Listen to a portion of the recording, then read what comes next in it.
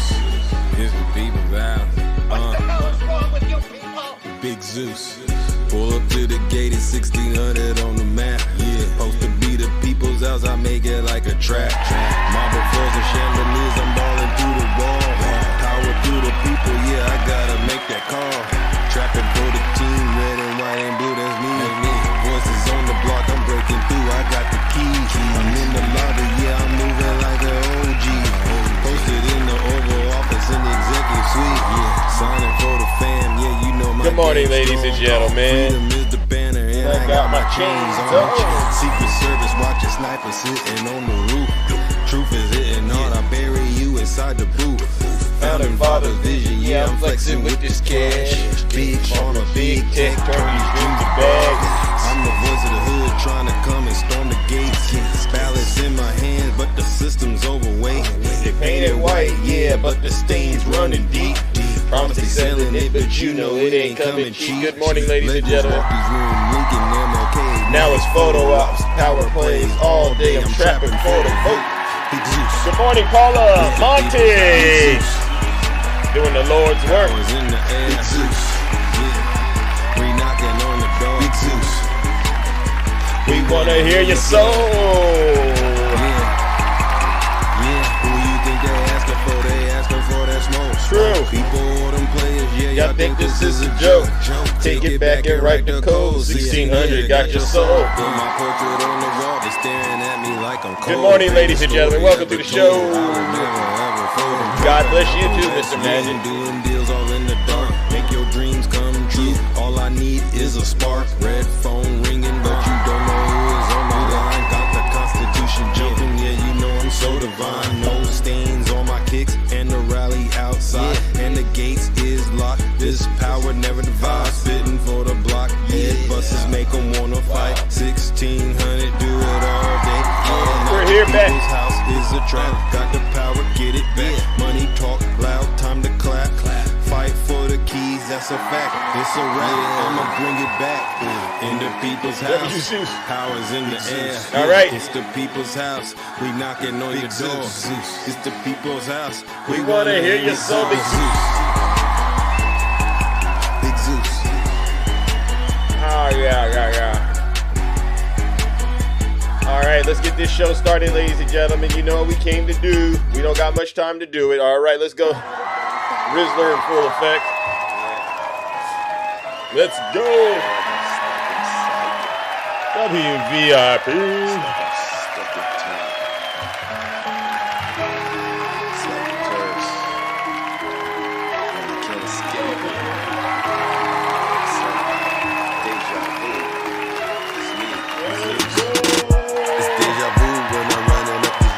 I'm like the Terminator screaming, I'll be back.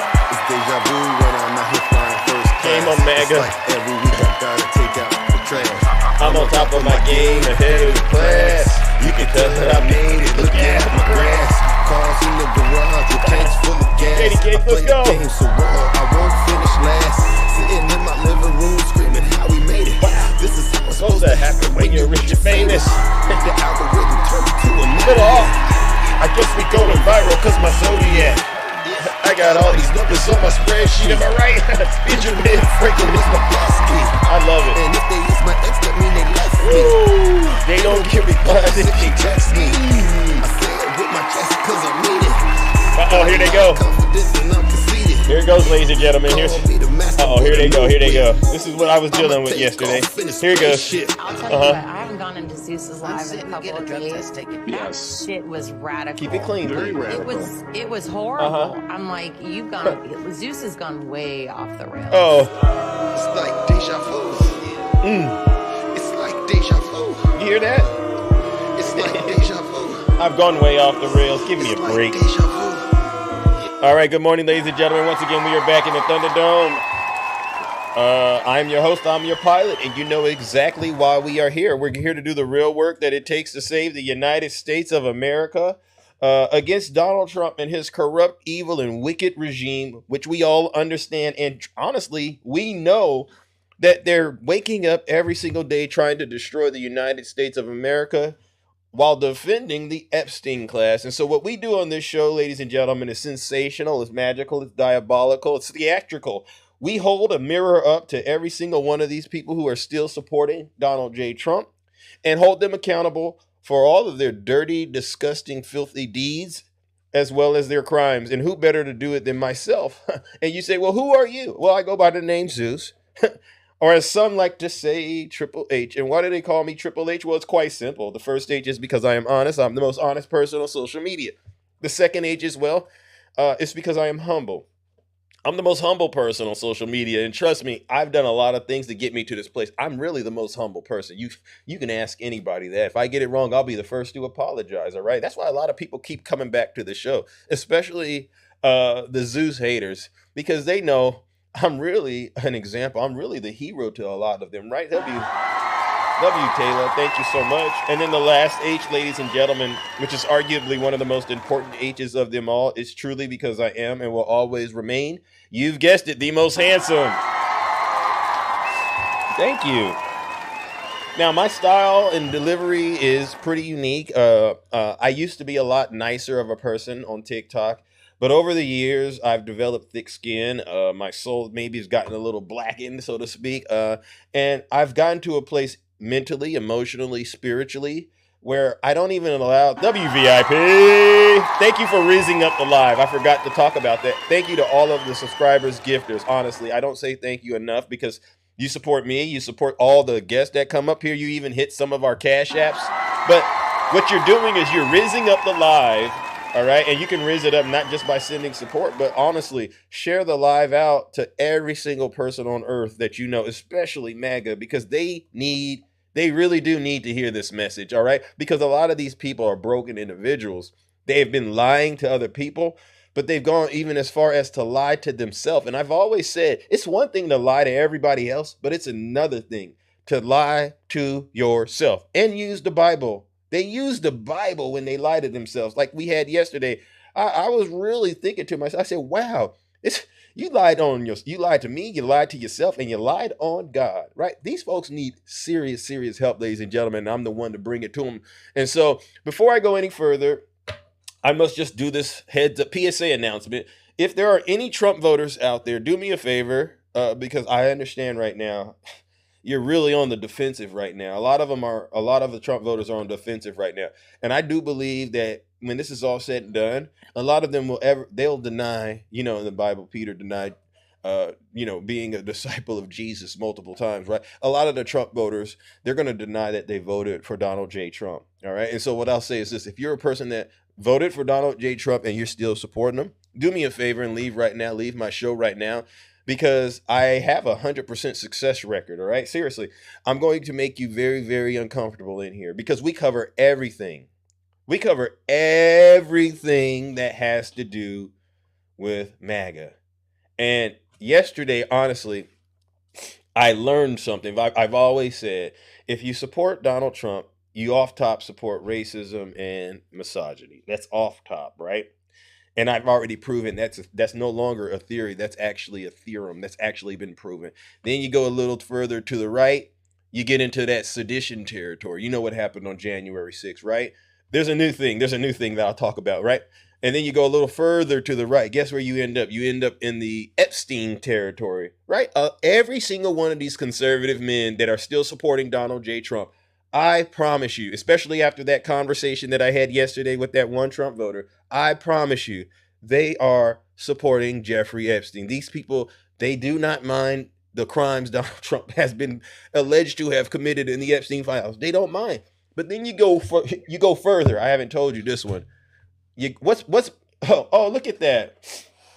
Oh, look at that. Somebody wanted to report Big Zeus. See, you wanted to report Big Zeus. I can't even get this thing off the ground without all of you crybabies just crying. I mean, oh, somebody said that I'm delusional. No, Dame wouldn't do it. I love you too, Lisa. Thank you so much. Silence. Hold on. You MAGA. Hold on. I think I see who did it. Mel Carson. I think you're the one that did it. Come on up here, Mel. Come on up here. Mel, come on up here. I sent you an invite. Yeah, I am ruining their breakfast. Mel Carson, are you going to come up here and be an adult about what you put in the chat? You said that I'm delusional. Are you saying that to me, Mel Carson? You must not have heard about me. You made a comment in the comment section. I'm the nicest person on TikTok. You see what I'm saying? How can I tell? Because I can see the demon radiating off of him. I can literally see and detect the demon. Let me see this Mel Carson knucklehead. Hold on. Let me see Mel Carson. Hold on. See this Mel Carson. Let me go ahead. I don't even need to talk to you to get an understanding of who you really are. He said I'm delusional. Hold on. I think this is. Okay, I found him. Okay, let me go ahead and look at the profile. Okay. Okay, you got what this is a Infinity 2022. This video was posted. Oh, you tricked out the Infinity SUV. Okay, the G-Wagon. Okay. You riding the motorcycles? Okay. Oh, okay. So you out there in them streets. I see Mel Carson. Come on up here then, brother. And tell me why I'm delusional, all right? You got it all figured out. All right, Mel. See? I didn't think so, Mel. I didn't think so. The problem with a lot of you blagger species out there, you know, it's usually black. And let me just go ahead and say this before I get started. Because Mel already got my attention this morning. You can't handle the truth and you refuse to grow up. You over here posting stuff on social media. What is he posting? He's posting some old school, I call them old school cars. These aren't even brand new cars.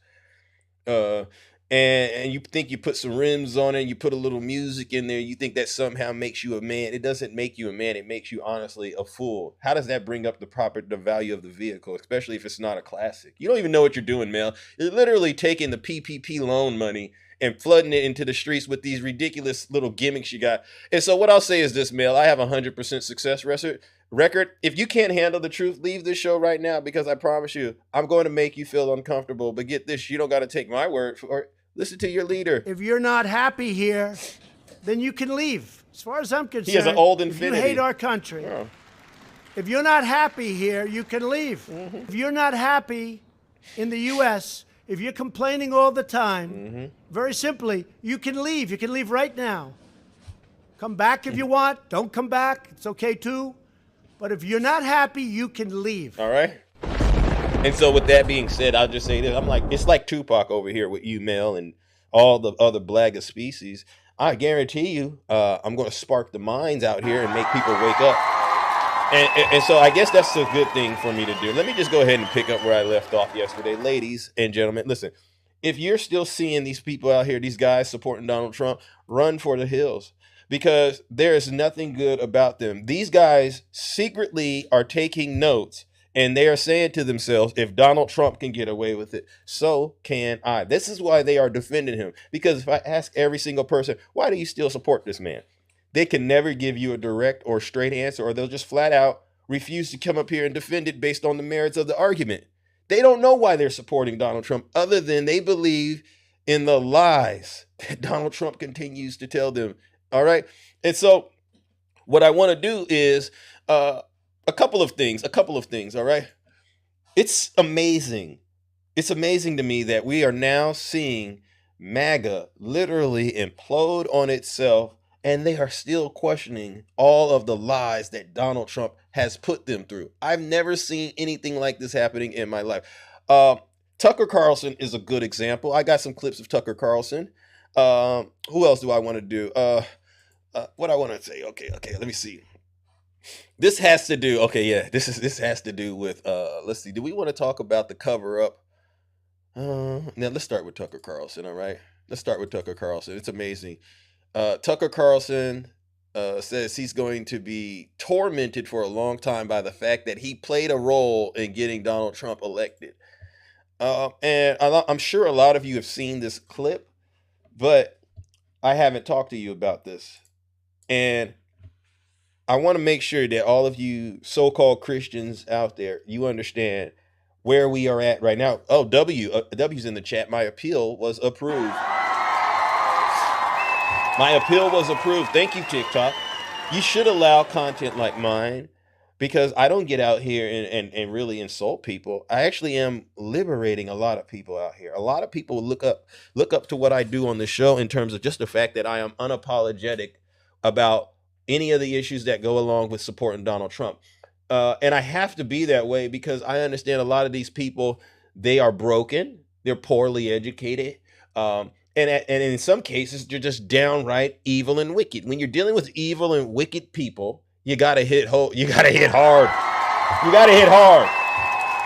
Now let's listen to Tucker Carlson talk to the American people about how he allowed himself to be a vassal of transgression for Donald Trump, and how he now all of a sudden regrets being it. All right, and this is what I'm talking about. I and everyone else who supported him, you wrote speeches for him, I campaigned for him. I mean, we're implicated in this for sure. Yes, it's not enough to say, well, I changed my mind. Or like, oh, this is bad, I'm out. It's like in very small ways, but in real ways, you and me and millions of people like us are the reason this is happening right now. Yes.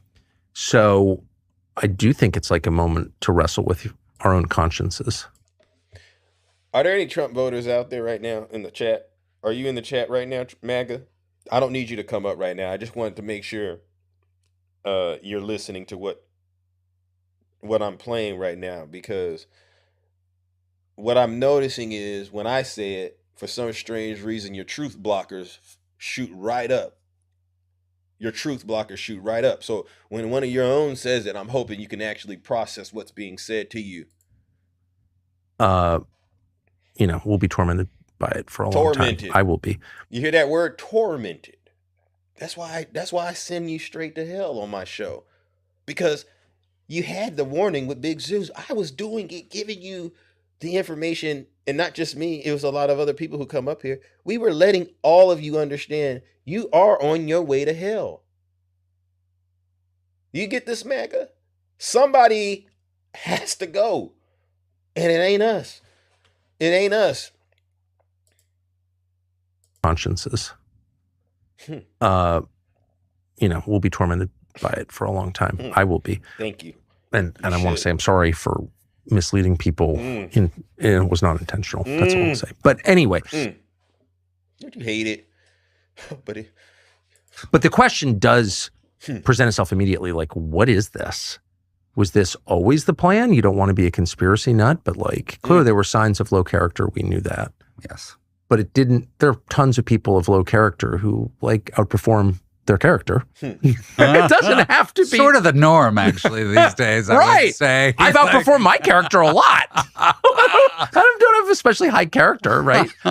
But, you try your best. But what was this? Was this always the plan?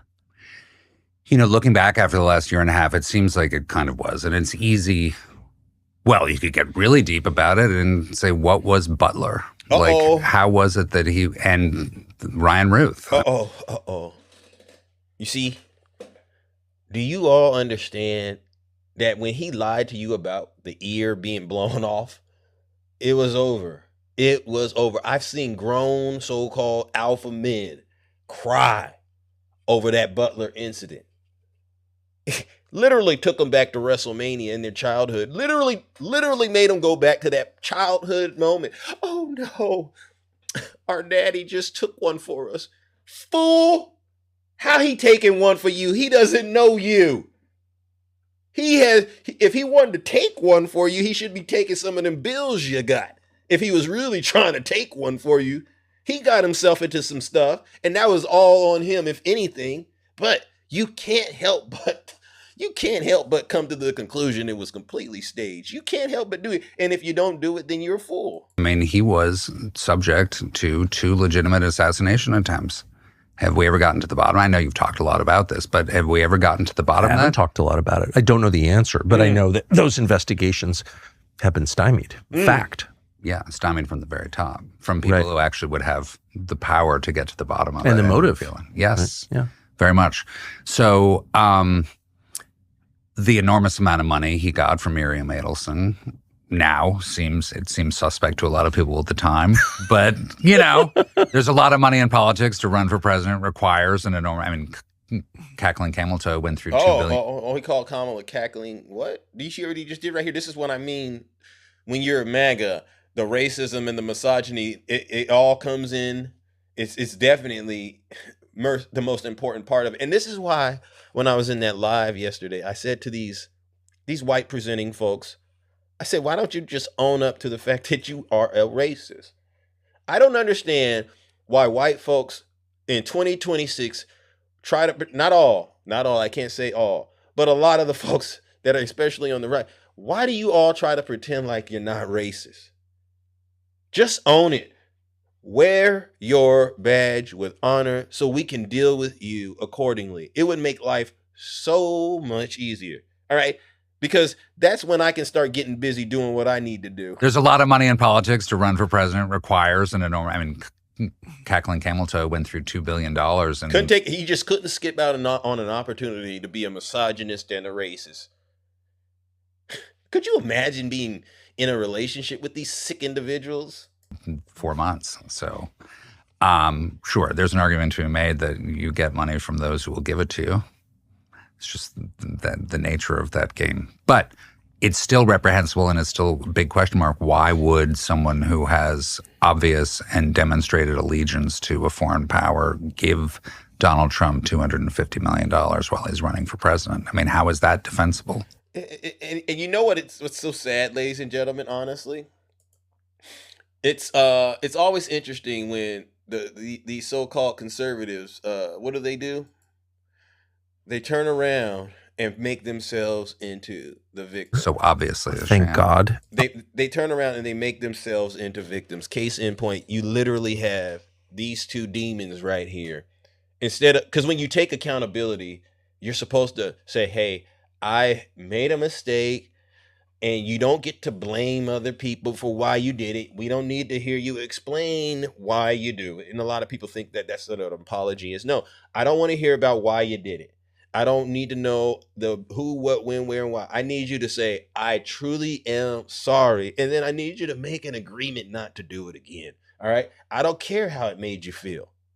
But they can never do that. They always turn it into how all of a sudden they have became the victim. No, you aren't a victim because Donald Trump lied to you. You knew he was a snake. He even read you the snake poem. You knew he was a liar. There's been articles published. You consciously, and all of you out there, you are consciously choosing to ignore the truth and follow Donald Trump to hell. So you can't be a victim when you are consciously making the decision to do it. And this is why shows like this are important. W. Zeus.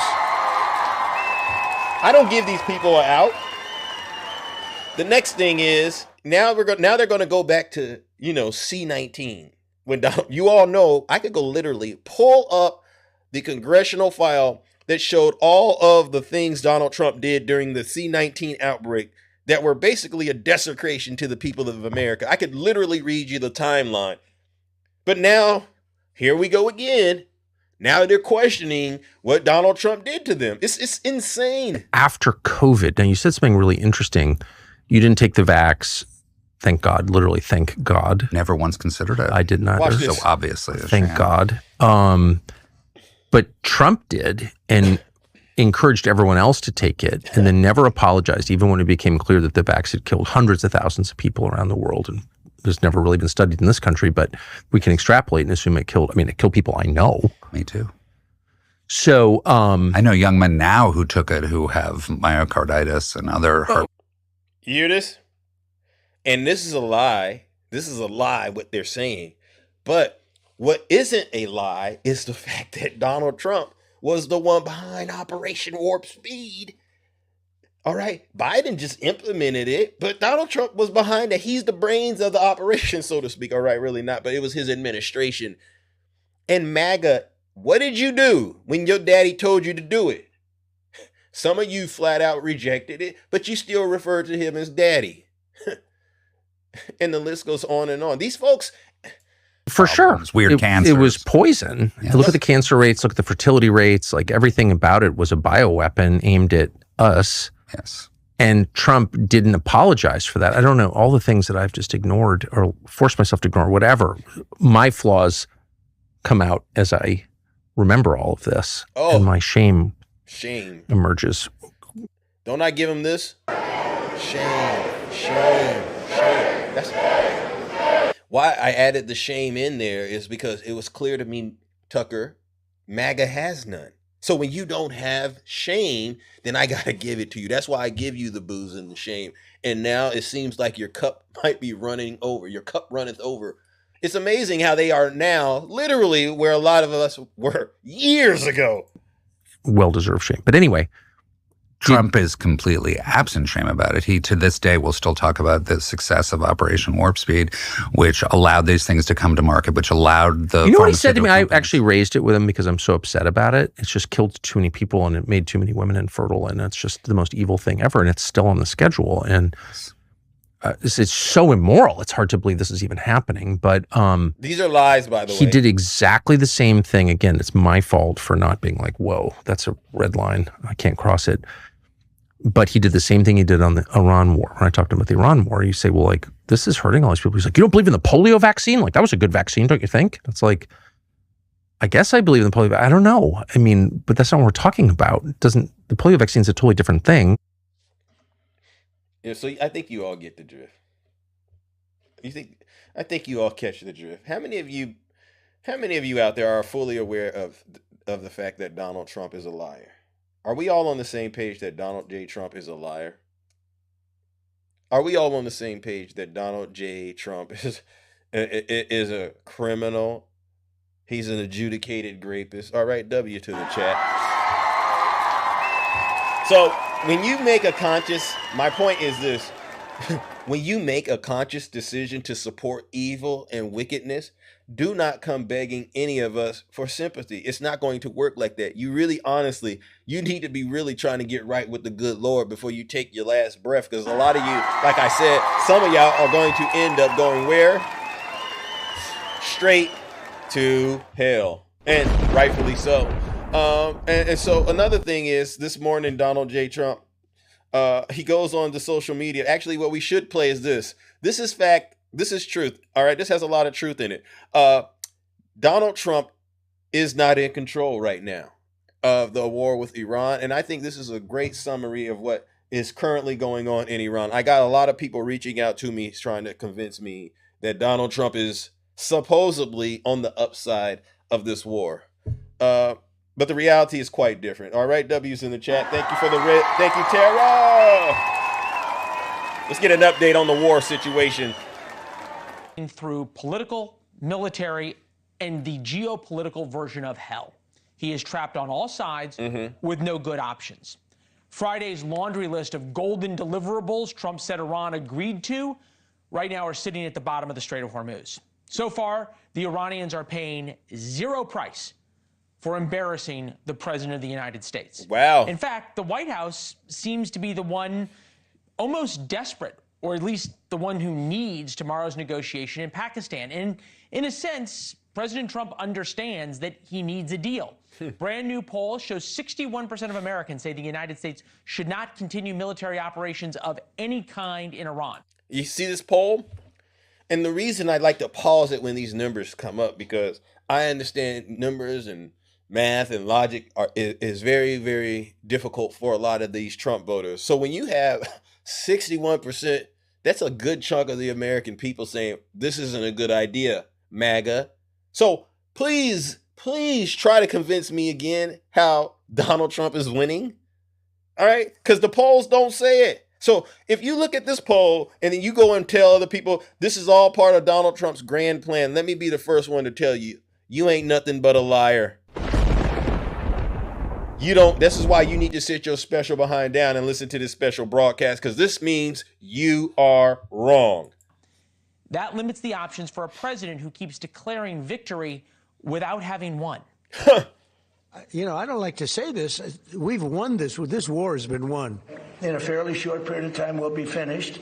They will not be able to do a nuclear weapon. And we are going to finish the job, and we're going to finish it very fast. We're getting very close. I will say the war in Iran is going along swimmingly. We can do whatever we want. And it should be ending pretty soon. It was perfect. I mean, it's perfect. Any Trump voters out there? Any Trump voters out there right now? Come on up here right now. And I just want to ask you, how do you feel about Donald Trump lying so many times and getting caught? Every single thing he just said on all different days is a lie. So you have to at least acknowledge that it's a lie. And if you turn around and say it's not a lie, I'm just going to tell you, do me a favor and go straight to hell. Trump understands that he needs the war to go away. He wants a victory for his legacy. Needs and wants are different things. Iran senses both of those things and keeps playing him. Former Ambassador John Bolton says the president's posturing is giving the Islamic regime the upper hand. I think they smell panic in the White House. I think they can see Trump wants out of this. He's broadcasting it almost every day, and it gives the Iranians enormous leverage they shouldn't have. We said that Trump is trapped on all sides with no good options, bitter options. That's what the job of president often is. But when walking through hell, you keep going. You don't stop. Right now, Trump has stopped and is looking around for various shortcuts and negotiated settlements.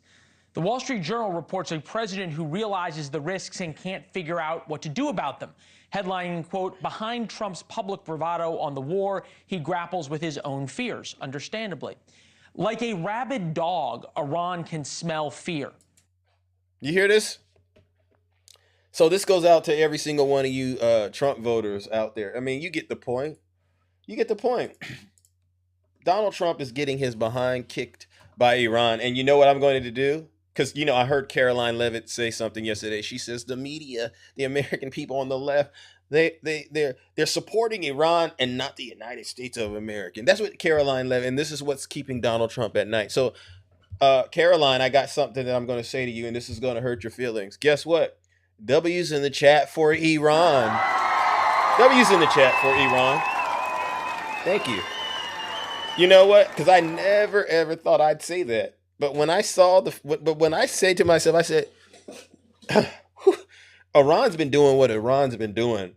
And I don't really think they need our input for whatever it is that they got going on. But the United States of America, oh, no. That's all Zeus business, right? And let me get this straight. What did Donald Trump do to you, Zeus? Because Caroline and the Republicans, Ted Cruz, they seem to be confused why people in America are upset with Donald Trump. But I'm going to help them out a little bit. What did Donald Trump do to you, Zeus? Number one, the Doge situation cut a lot of federal programs, a lot of funding, and that was a direct impact on my wallet. So he started stealing from me as soon as he got in the White House. Actually, you know what else he did? He pardoned the J6ers. Oh, so what he did was he made himself an enemy of America. What'd he do? Yeah, he did that. Then he did Liberation Day and took more of our money. Then he passed that ridiculous bill, and that just took more of our money. And then he shut the government down.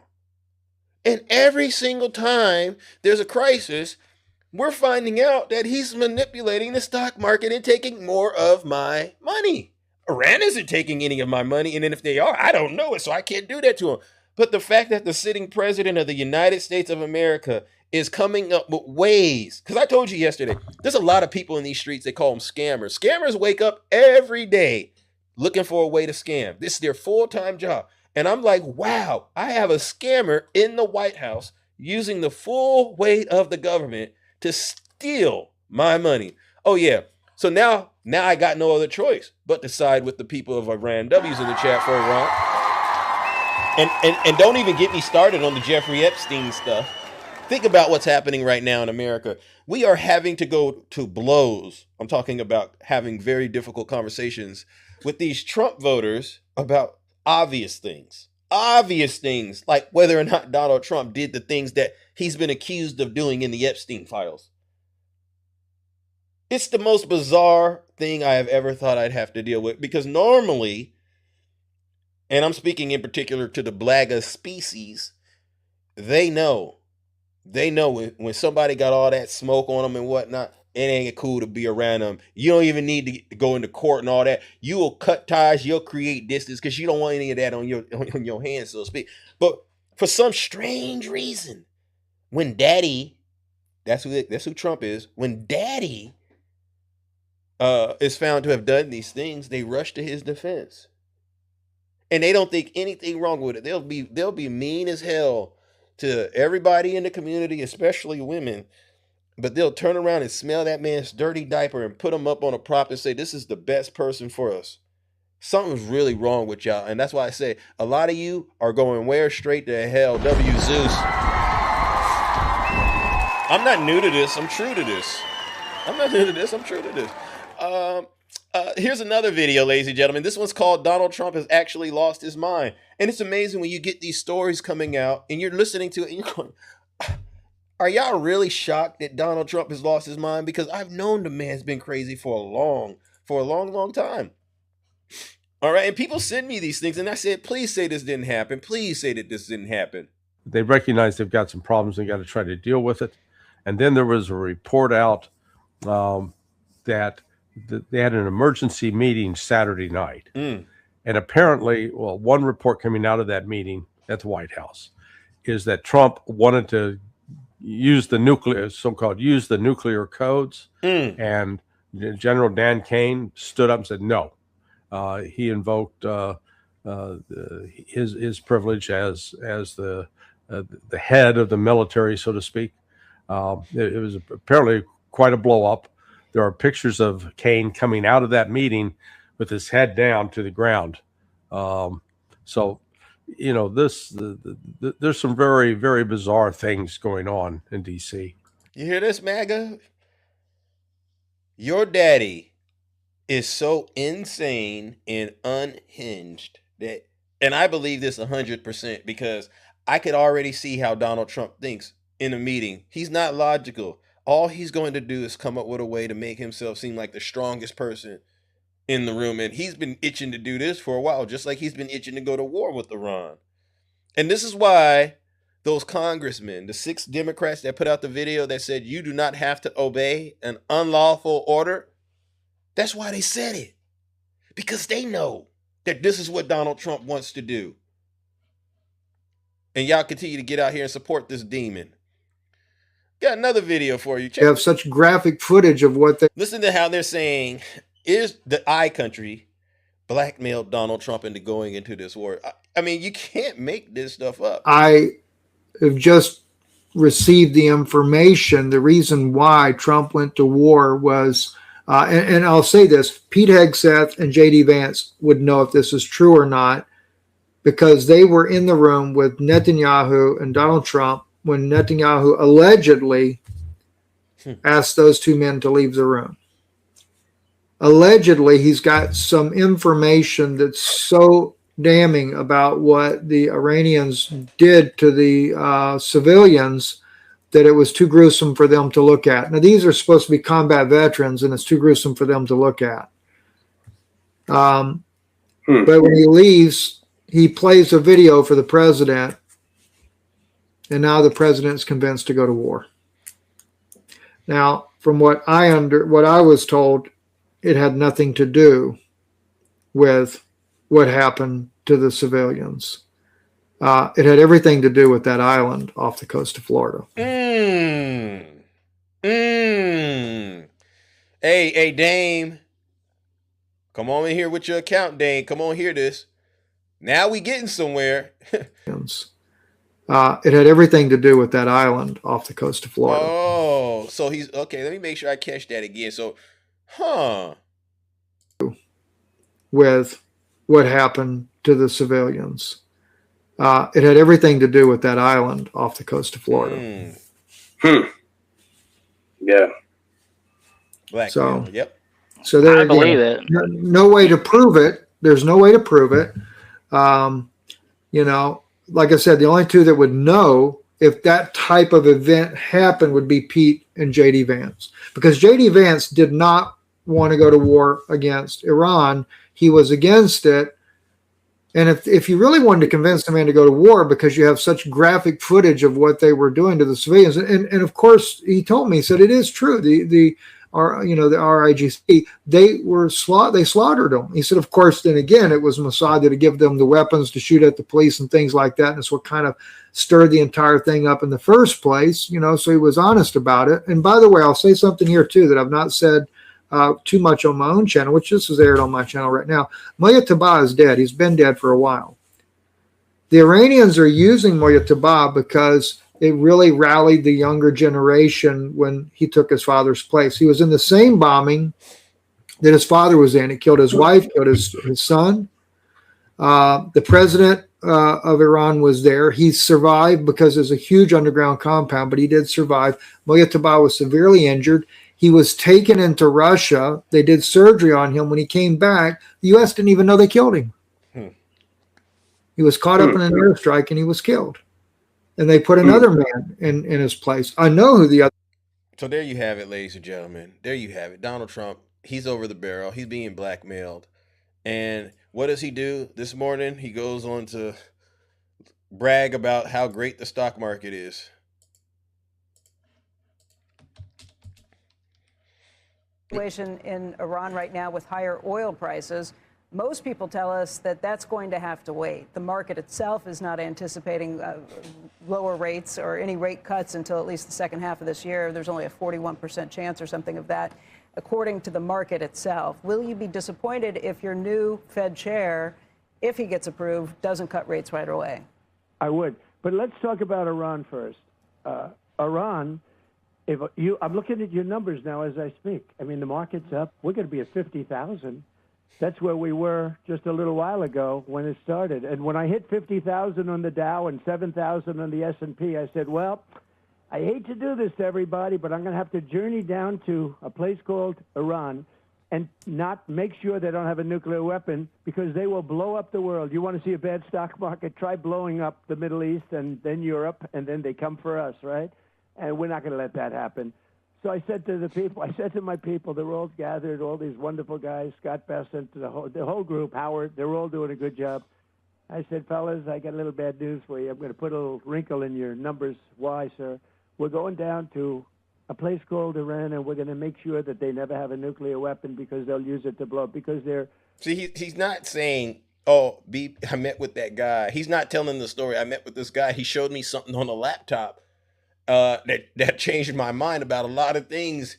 He didn't even say, I'm trying to, is this a good idea? He didn't even sound like he tried to consult with his group. He just made the decision to do it. So this is why I believe that he's being blackmailed, because you just don't say, I'm going to get into a war with another country and not check with your mans. Religious fanatics, and they will use that weapon to blow up the world, but they'll start with Israel in the Middle East, and we're not going to let that happen.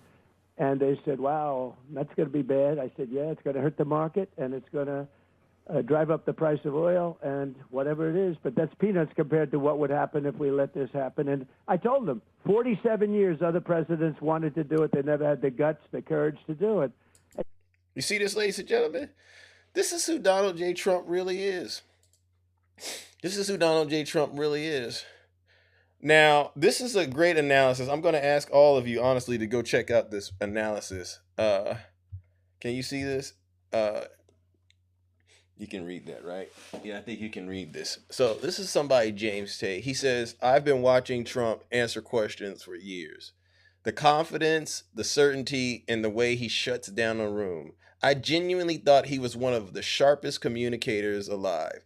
Then one day, I caught myself finishing his sentences before he said it, not guessing, knowing word for word before he said it. So I pulled the transcripts, press conference interviews, sprays, egg prices, Greenland, January 6th, military strikes, different years, different reporters, completely different topics.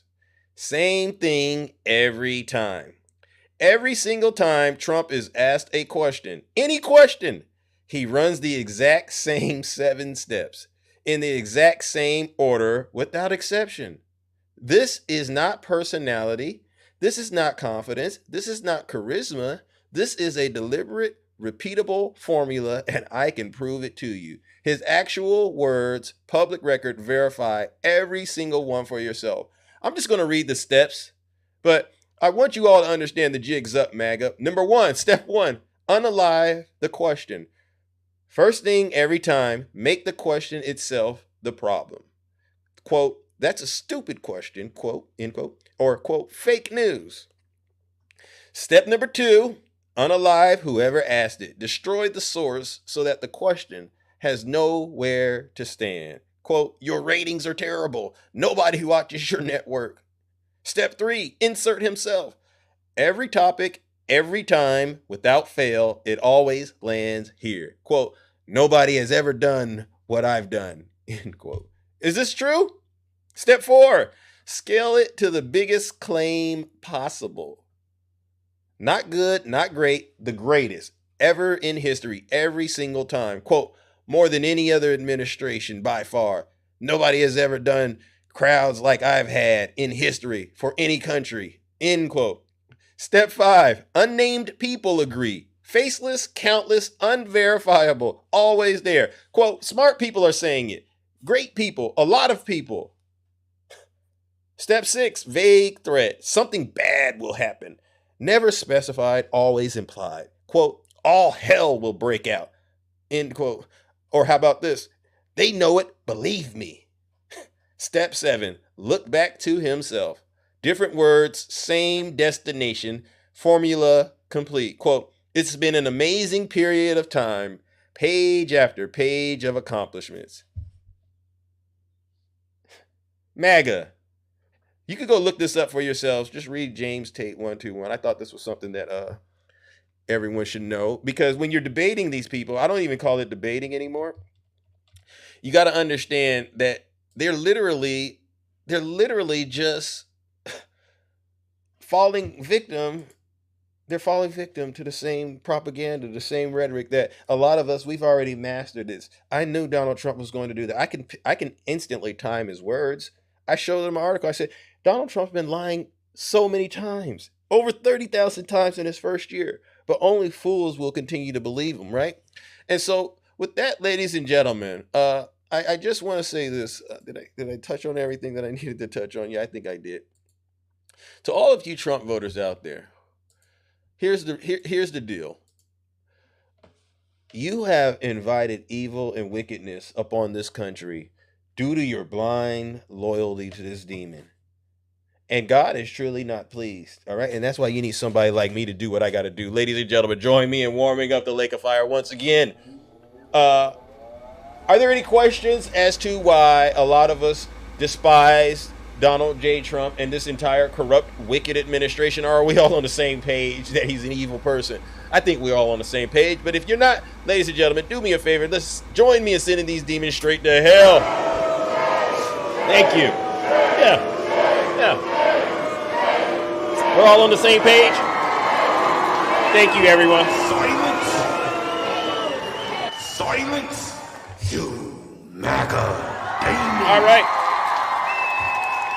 All right, ladies and gentlemen, let's move it along. All right, let's go ahead and have a conversation. Let's start opening up the boxes and have a conversation with those of you who are brave enough to get in the box and tell the truth. All right, you know the rules. You got to be respectful, honest, and you got to be willing to tell the truth. And the thing about it is this, especially if you're on the right side, it's getting exhausting, honestly, educating you and then arguing with you as to why the information that we're sharing is true. When are you going to get to a place where you can just simply agree that you're wrong? This is the problem in the United States of America, honestly. If I were to diagnose it, a lot of people in this country, their pride is so high, it's sky high. And you ask them, why is your confidence level so high about this particular issue? And you can't give us an answer.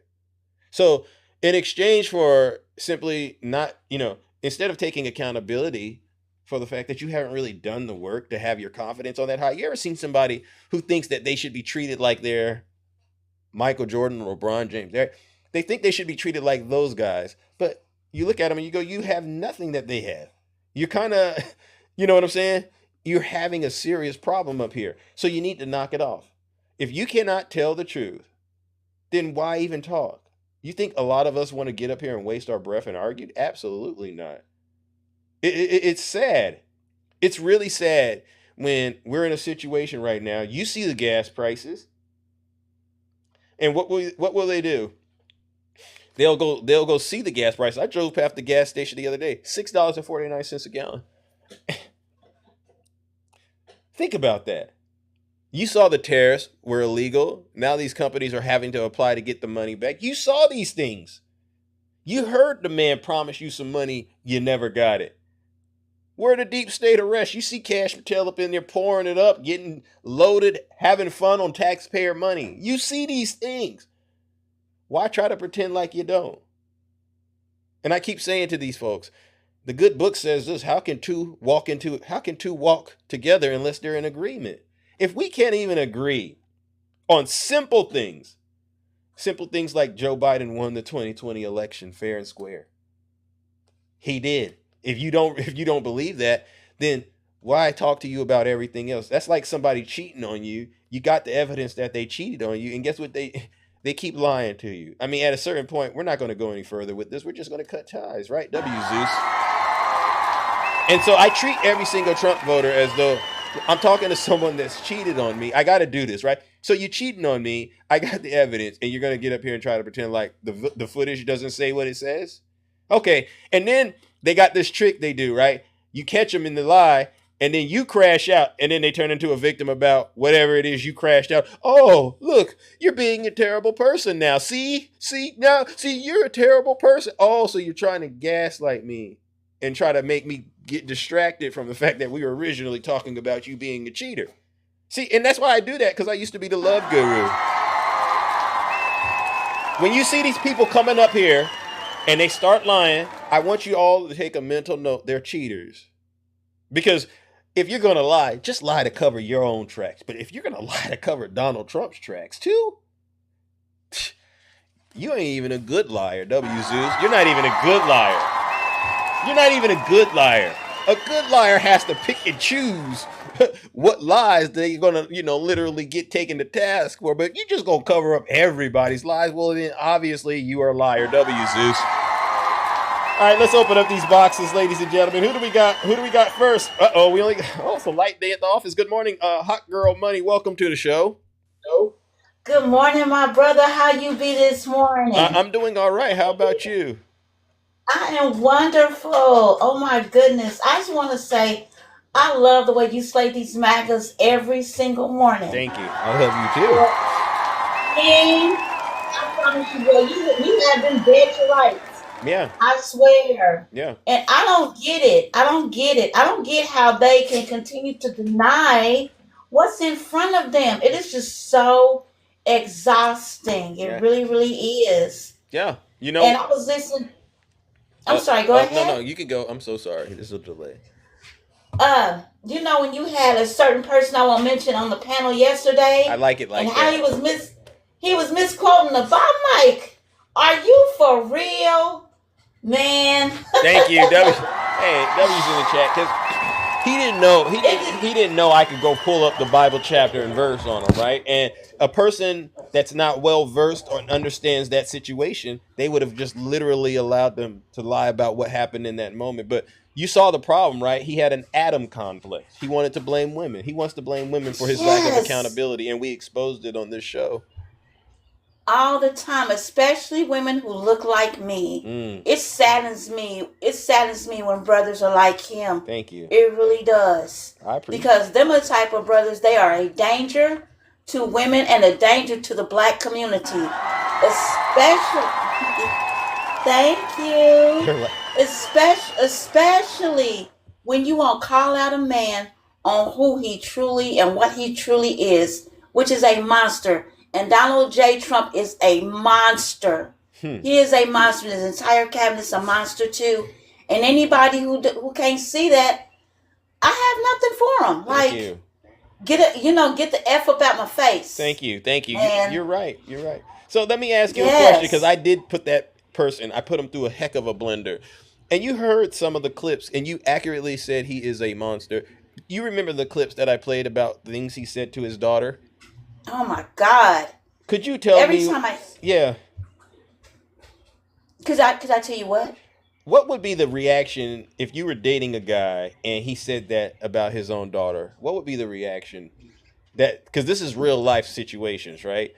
you're Right. or maybe not dating, but maybe you just randomly ran into a guy because it takes a while to date somebody. But what if you were just talking to a man and then you heard him say something like that about his own daughter? Ew. Oh, God. I probably think I'd have thoughts of causing him bodily harm. Because what kind of man says it about his own kid? Just saying. I gotta call it like I see. You gotta call a thing, baby. Yeah. Call a thing. Yeah. You're spot on. That's a good question. What kind of man would say that about their kids? And say it in front of the world. Right? You got to have my jaw dropped down to the floor when I heard him say the he had Schmexen come with his daughter. I'm like, what? And if you were supporting that man, you should stop supporting him. Full stop. Yep. You know. Yeah. Don't pass go. Don't collect $200. Just stop supporting him altogether, baby. Yeah. And if they do support him, then what does that say about them as a person, their character? Birds of a feather flock together. That's what it says. Hey, I'm just saying. You know. You ain't lying. W's in the chat for hot girl. What part of the country are you in, if you don't mind? I am in Kansas City, Missouri. Oh, shout out to Kansas. And man, I appreciate. I don't know. I don't know where a lot of people are listening to this show from. So it's always an honor and it's always humbling to hear people all over the United States tell me where they're from. So thank you. Wow. Yes, and I was actually born in LA. Mm-hmm. I've never been there, but LA is that's my true home city. Yeah. Someday I'm gonna get out there and visit. Mm-hmm. But I'm upset that we're hosting the World Cup. I'm worried about it. Yeah. I'm so worried about that. Yeah. I don't think we deserve one. I don't think we deserve one. I remember Nutty mentioning that, and I agree with Nutty. I don't think we deserve a World Cup. I mean, look at the state. Look at the state that our country is in, yo. Yeah. If you were a soccer player, would you want to come here? I sure as heck wouldn't. Nope. Nope. I think God's judgment is rightfully so on the United States of America right now, because when you have a criminal in the White House, one that will go and kidnap another country's leader, one that will steal that same country's oil, one that is all over, tattooed all over the Epstein files, right? Yes. Willing to drop boom booms on any country, even blew up a school full of young girls in it. How can you ask How can you ask the God in the Bible to bless such a country? Hello. Boy, tell the truth and shame the what? The devil, yeah, well, baby. There you go. W go. Yeah. Are you noticing in where you're at?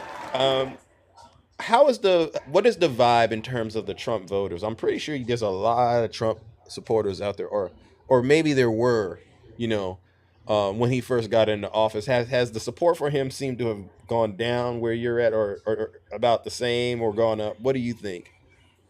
I think it's maybe it's about the same, cause at my job I work around people who I know support him, mm-hmm. and I look at them and I just shake my head. I don't even talk to them at this point, because it's like, what can you say? What can you say to me? That's gonna, what can you say to me? You can't say nothing to me, cause you're they the dodo birds. Yep. You know what I'm saying? Yeah. Something's wrong with them. Yep, you're right. They're evil. Yes, it is. Somebody said the red hats have disappeared. Yeah, and rightfully so. Well, listen, I appreciate you, hot girl. Okay. Yes, I'm gonna just send you, support you, my brother. Okay. I love you down. You keep slaying these MAGAs, okay? Thank you, and honestly, keep standing up for the truth where you're at. It really does matter, and I know sometimes. I'll say this though. I know sometimes you don't want to say anything, but if you ever see an opening to say something with these demons, please, by all means, take it. And you don't got to be brutal like me, but you got to remind them. Right. Oh, you got to say little slick stuff. Oh yeah. Don't you like these gas prices? Yeah. knowing that they're suffering. That's a good one. Knowing that they're, oh yeah. That. Yes. Tell them, say, man, this, you know, these utility bills, I can't wait till they get cut in half. All right, just leave them hanging right there. Okay, Right. yeah, Right. Oh yeah. There I'm you just go. waiting on my Doge check. Don't worry about me. I'm good. Right. They know what you mean. All right. Yup. They sure will know what I mean. Yup. Because even my boyfriend, he works at this for this where he delivers produce. Yeah. And even the diesel fuel is astronomical. That's a man. Astronomical. Yeah. It's almost $5 a gallon for diesel fuel. Almost $5 a gallon, Zeus. Yeah. And they thought that he was gonna bring down gas. You know, the only That's thing what I'm gonna say to him. Yeah. How those gas prices treating you? Yeah. And make sure you put it on thick. Look real concerned about them. Oh, just let me know if you need anything. I love to do that. Just let me know if you need something. All right. And this, whenever they reach out, unavailable. All right. Yes, there you go. Thank you. You got to be like that. W Zeus. Thank you. Yes. No, okay. Wow. You got me up here cracking up knowing that you're going to be watching these people. I wish I could literally be a fly on the wall when you do that to them, because I know deep down inside they're crying. You can see them going broke. You can look. I look at these Trump voters. I look them dead in their eye. I see them going broke. I see it in their eyes. And it just brings so much peace to my life. Me too. Especially, did you see Caitlyn Jenner? Oh. Look at how the devil, that's a good illustration about how the devil leaves you, right? Right. I love this for her. Yep. I love it for her. I love it. It's the best. Karma at its finest. Yeah, it's the best This get is back, karma right? at its finest, honey. Yep. There you go. All right, hot girl. Thank you so much. I appreciate you. All right, I appreciate you. You come on back. I sure will. All righty then. I'll definitely come back. All right, and keep representing the kingdom out there, right, ladies and gentlemen. That's hot I girl. will. You take care of yourself. Thank you. Wow, ladies and gentlemen, a real American. Hot girl. All right, let's go on out there. Do we have anybody out there that is still supporting Donald J. Trump? Oh, my friend.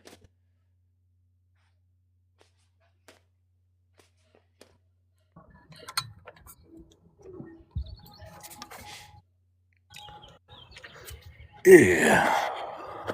What's up? What do you got? You're on the big How's it screen. going? How about you turn your camera? Can you turn your camera on? I've been wanting to figure out who you are and talk to you, because I Why feel would you want me to do that? because I feel like that's the only way I can have a serious conversation with you, because I follow you and I've seen you go onto other people's lives, and I feel like there's something inside of you that you're trying to get out, but you are too scared to share it with us. And so you've retreated to this position of trolling. Am I right? What evidence do you have of that? We can't have a serious conversation with you, brother. Oh, I would love to. Okay. But it's you guys that can't have the serious conversation. Well, we can if we can at least agree on some things, right? Do we agree that the sun is hot, for instance? Absolutely, yeah. Okay, so that means you see how that's how you build trust. All right, let's go ahead and get straight into the politics. Do we agree that Joe Biden won the 2020 election? Yeah. And do we agree that Donald Trump is responsible for what happened on January 6th? No. So in this moment, how do you suppose you and I can actually have a serious conversation, right? Because don't you think this is the problem in America? Because it's okay to disagree on subjective things, but we should all come together on objectives. And saying that Trump is responsible for January 9th is subjective. Well, 6. Or 6, I'm sorry, January 6th. Yeah. Do you acknowledge that he played a significant role in it? No, I remember him saying, go down peacefully and protest peacefully. We're going to go down peacefully. Do this peacefully. What else do you remember? That Why were they there? Why do you think all those people that supported Trump were there that day? To demonstrate their First Amendment rights and protest. On whose behalf? Well, on behalf of America. Okay, so are you aware that Trump was going to be there as well? Oh yeah, What of was course. he doing there? He was holding a rally. Why? Because he felt like there was some nefarious things that went on in the 2020 election. And that's a valid. I agree. I completely agree. So is it safe to assume that the people who went there to express their First Amendment right went there to connect up with Donald Trump too? Did they know that Trump was going to be there? Yeah, it was pre-planned. So yeah. so then we agree those people went there to see Donald Trump. Yeah, to see him speak. And okay, so then we can agree that Donald Trump. protest. So then wouldn't that mean, and this is a great exercise, right? So that means Donald Trump played a role that day. I mean, you played a role too by watching on TV then. That could possibly be part of it, but that's not going to be part of what's the crime. The crime was apparently there were some people there with nefarious intentions. All right, Yeah. and they went in there and they broke the law. So Yeah. and when that is what we have, to me, then you have to come to the conclusion that Donald Trump, for the most part, was responsible. I'm not going to say that those people individually weren't responsible for what they did. I'm not going to go that far. But I will say that you and I have to agree they wouldn't have been there if Trump wasn't there. Well, I can make that same, or take that same logic and say that you're responsible for Renee Good's unalignment because you get on TikTok and say these things that you're saying, and it gins people up like her to go out and protest ICE and then end up getting unalive because she's using her vehicle as a weapon. What connection do I have to Renee Good again? Just you verbalizing these talking points and getting people ginned up and upset, and essentially getting people so upset that they go out there and do what they do with ICE and end up getting unalived. And it's people like you that promote that. So you would have to have direct evidence that Renee Good knew I was saying things and she's been listening to my show. Do you have evidence that she's been listening to my show? No, but it goes along in the same circles. No. Right? It's the same tent. It's the same circus, right? No. It's the same circus that you guys operate in. So, it's that cult. So do I have the right to speak my opinion in this country? Yeah, absolutely. Okay, so then when I'm exercising my right, you can't say that what I've done is causing that particular thing to occur. And I'm not the only one that's doing it. I seriously doubt Renee Good has heard anything that I've said. I seriously doubt that. I actually think that it could be quite the opposite. Didn't Donald Trump send a bunch of ICE agents into her city?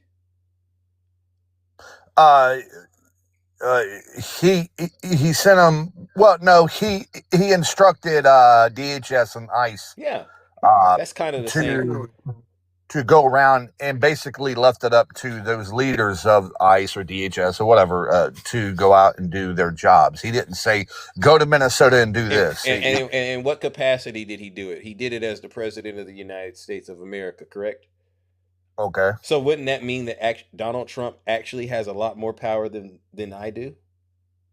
Yes, but still, using your logic, you played a part in Renee's Good on a lot. But I agree with you, just like I agree that you should apply that same logic you use to defend yourself can be used to defend Donald Trump. You know what I found interesting was whether it was January 6th or the Renee Good situation, there was one common denominator. Are you aware of what it was? Yeah, left-wing radical chaotic people. No, Donald Trump was the president. And he has more power than I do. And what's that got to do with Renee Good going out there acting on? Okay. And I will explain. Right. So, if he instructs ICE to be sent into these Democrat cities, and we've now later learned that a lot of them are untrained, right? The training never required them to do that. A lot of them have found to have been, being very, very violent.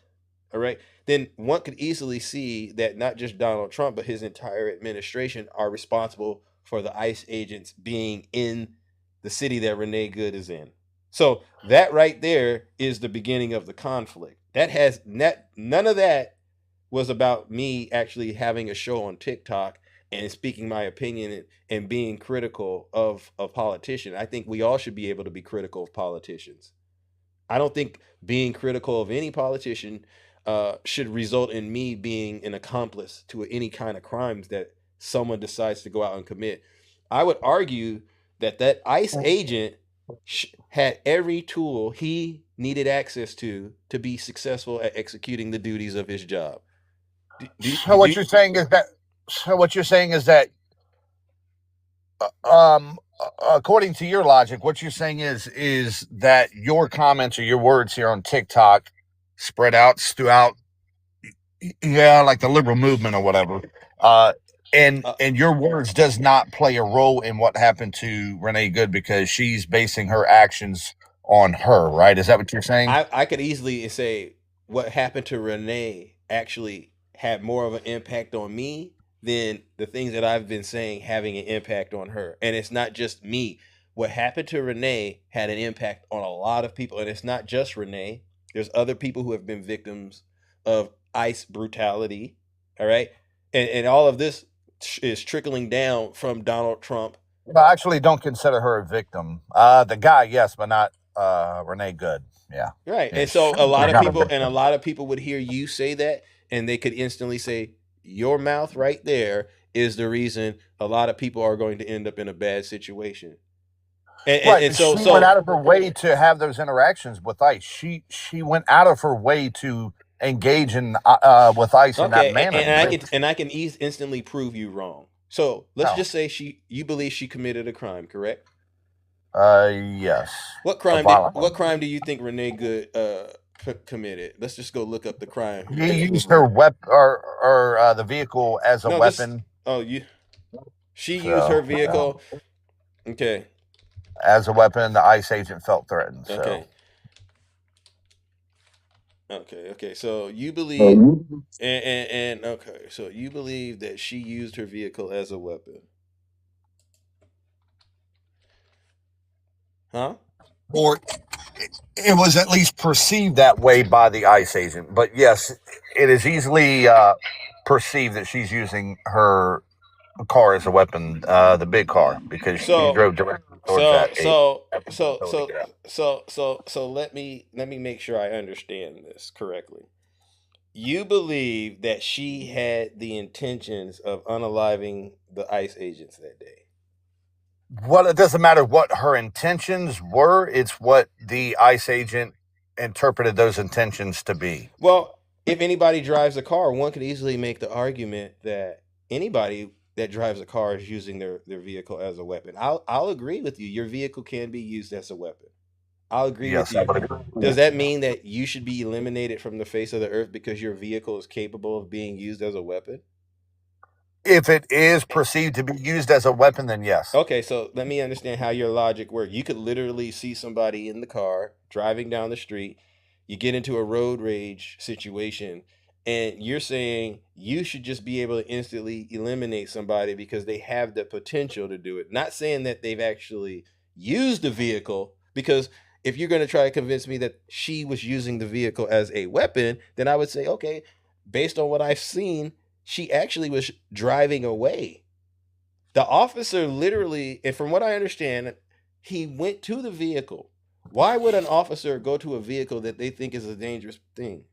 And then why would they actually go all the way around the vehicle, get in front of the car? To make arrest. But I thought he was scared. Well, the agents, because before the recording started, word is that she was using her vehicle as like a blockade or. You know what, Popcorn? I'm just going to say what I think. I believe Renee was the victim. I don't. Can I finish my point? And if you go back and rewatch it, she was the victim of what I call criminals with badges. You ever heard of that concept? Those ICE thugs, and again, I heard your side of it. They approached her with the idea that if it came down to it, they would literally have no problem unaliving her. And they approached her vehicle with the intent to terrorize her.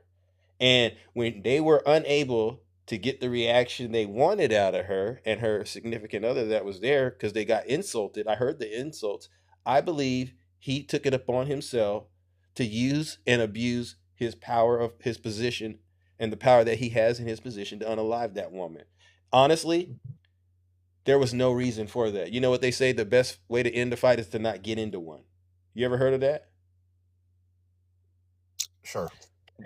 And I believe that as a man, you could have, if you go back and rewatch that, you and I can agree that that was totally unavoidable. He didn't have to do that. I mean, that's your opinion. No. He honestly, he didn't have to do that. If it was you, Popcorn, would you have just went and unalived an American citizen like that?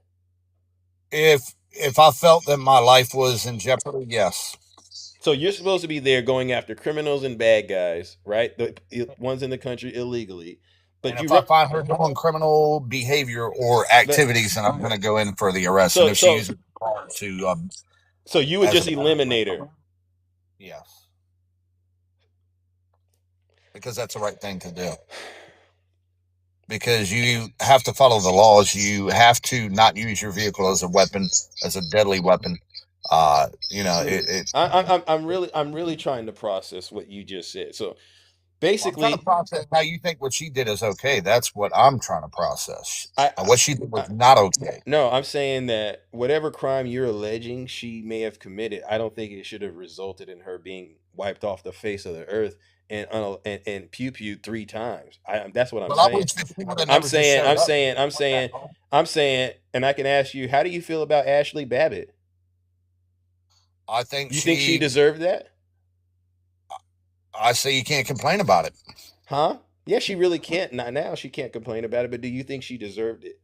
I mean, she put herself in that situation. That wasn't my question. I got no sympathy for her. So you believe Ashley Babbitt deserved to have been eliminated? I think what that officer did was justified. Yes. I've never heard of Trump. I honestly, Popcorn. I've never heard a Trump voter say that. And if my own child was in her shoes, I would have the same feeling. Because you shouldn't put yourself in those situations. You have a daughter? I got a handful of kids. Yes. What do you think your daughters would think of you if they heard you say that? I think that they would tell you the same thing. That I wouldn't have to tell them that. They would tell you that at the age of 18 and older. And they are at the age of 18 and older. But they would tell you the same thing. I shouldn't have been there. I shouldn't put myself in that situation. They would tell you the same thing. That's how they were raised. You're a real dark person. How? Because most fathers tend to want to protect their children, especially their daughters. They tend to have a lot more of a heightened. Yes, now I taught my kids to not put themselves in situations that could harm them. Yeah, but things happen, right? And I don't believe that a person, because they made a mistake, should just be eliminated, and then their father should say, you know what, that's what it is. You know, the interesting thing is, both of these scenarios involved women. And it comes across to me as though maybe you have a problem with women. No. Yeah. So because you don't understand my position and can't comprehend it, you have to automatically go to, well, you just don't like women. No. So you're saying I don't like my daughters? Dude, do you know what you just literally said? If my mom or dad said that about me? Do you got kids, yes or no? I don't have kids. But I mean, I've been a child before. You know, I've seen parents literally mourn over the loss of their children, and that's not an easy thing to do. But you got up here, and the insane part about this, in both of these situations, this is just you defending Donald Trump. No, I don't give 2 craps about Donald Trump. Well, no. I like his policies. I want to see the left destroyed, absolutely demolished, and Trump is doing that. That's why I support him so much. Honestly, because of the wokeism is being annihilated, and that's what I want the most. Popcorn. How's the left being destroyed when we're actually winning in these special elections and these off-cycle elections? Well, I call it the seesaw. Huh? I call it the seesaw effect. So the seesaw effect is the nation is tipping from one side to the other, right? So what you're seeing now is it went hard right towards Trump, and now it's going hard left because of Trump's actions and some of the things that he's done, and a lot of the mainstream media misinformation out there. But now it's swinging back to the left, and I think it's about to swing really hard to the right, like Nick Fuentes, hardcore right, which I didn't agree with. But so you're seeing this seesaw effect, and eventually, I think in the next 20 years, you're going to see some really bad things happen in America. Oh, okay. Well, that's good that you have an But that's my imagination. opinion. But what I wanted to point out is whether it was the Renee Good situation or the Ashley Babbitt, you're doing it to defend basically Donald Trump, and that to me is a huge problem, right? Because at the end of the day, if I were to ask you, like, honestly, what is Donald Trump doing for you? You really couldn't give me an answer. But what you I can give you a bunch. what you've revealed to me is you're willing to sacrifice your own flesh and blood in order to try to own the libs. What kind of father does that? You know what I mean? How am I sacrificing my own flesh and blood Because to own the because what I heard you say is if your own child did what either Renee Good did or what Ashley Babbitt did, then your position would be like they deserved it. What? You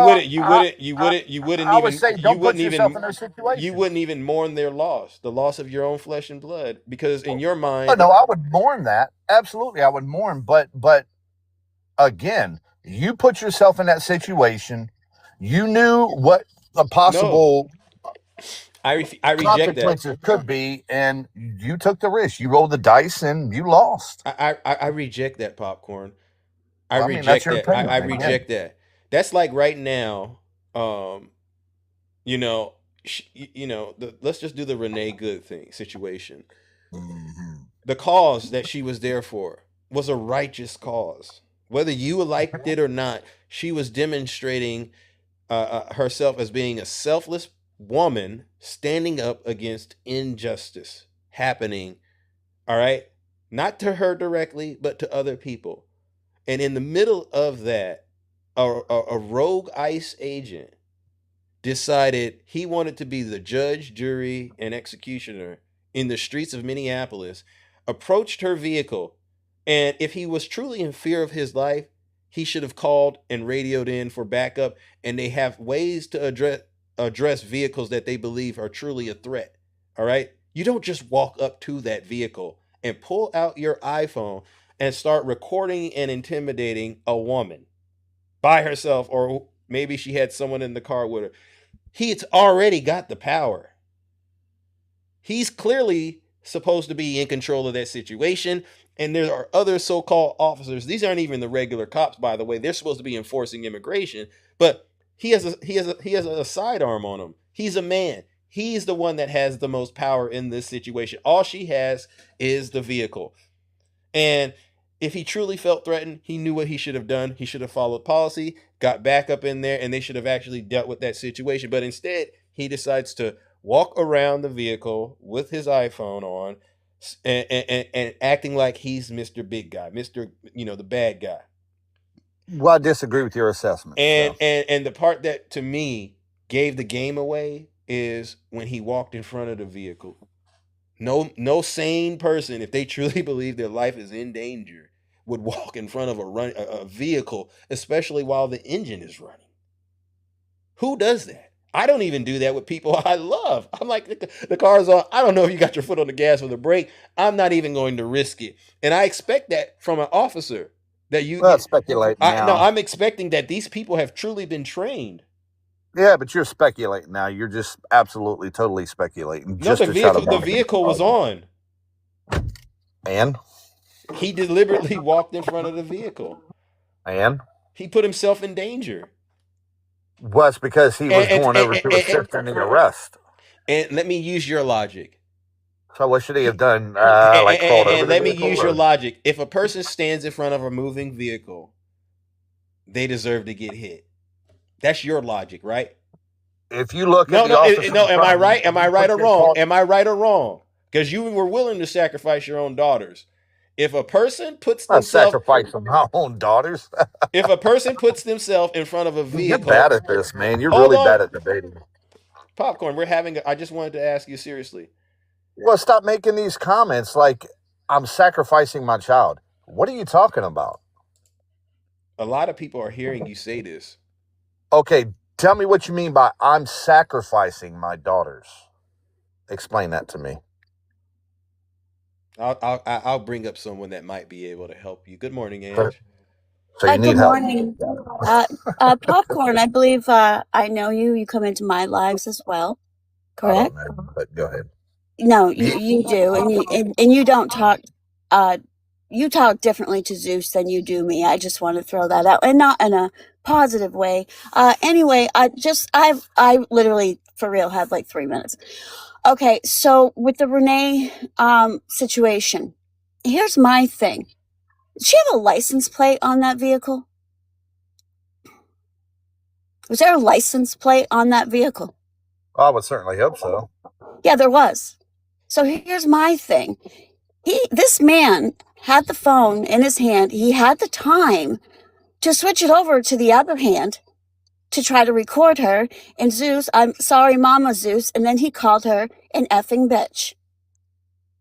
As he's unaliving her, he's calling her an effing bitch.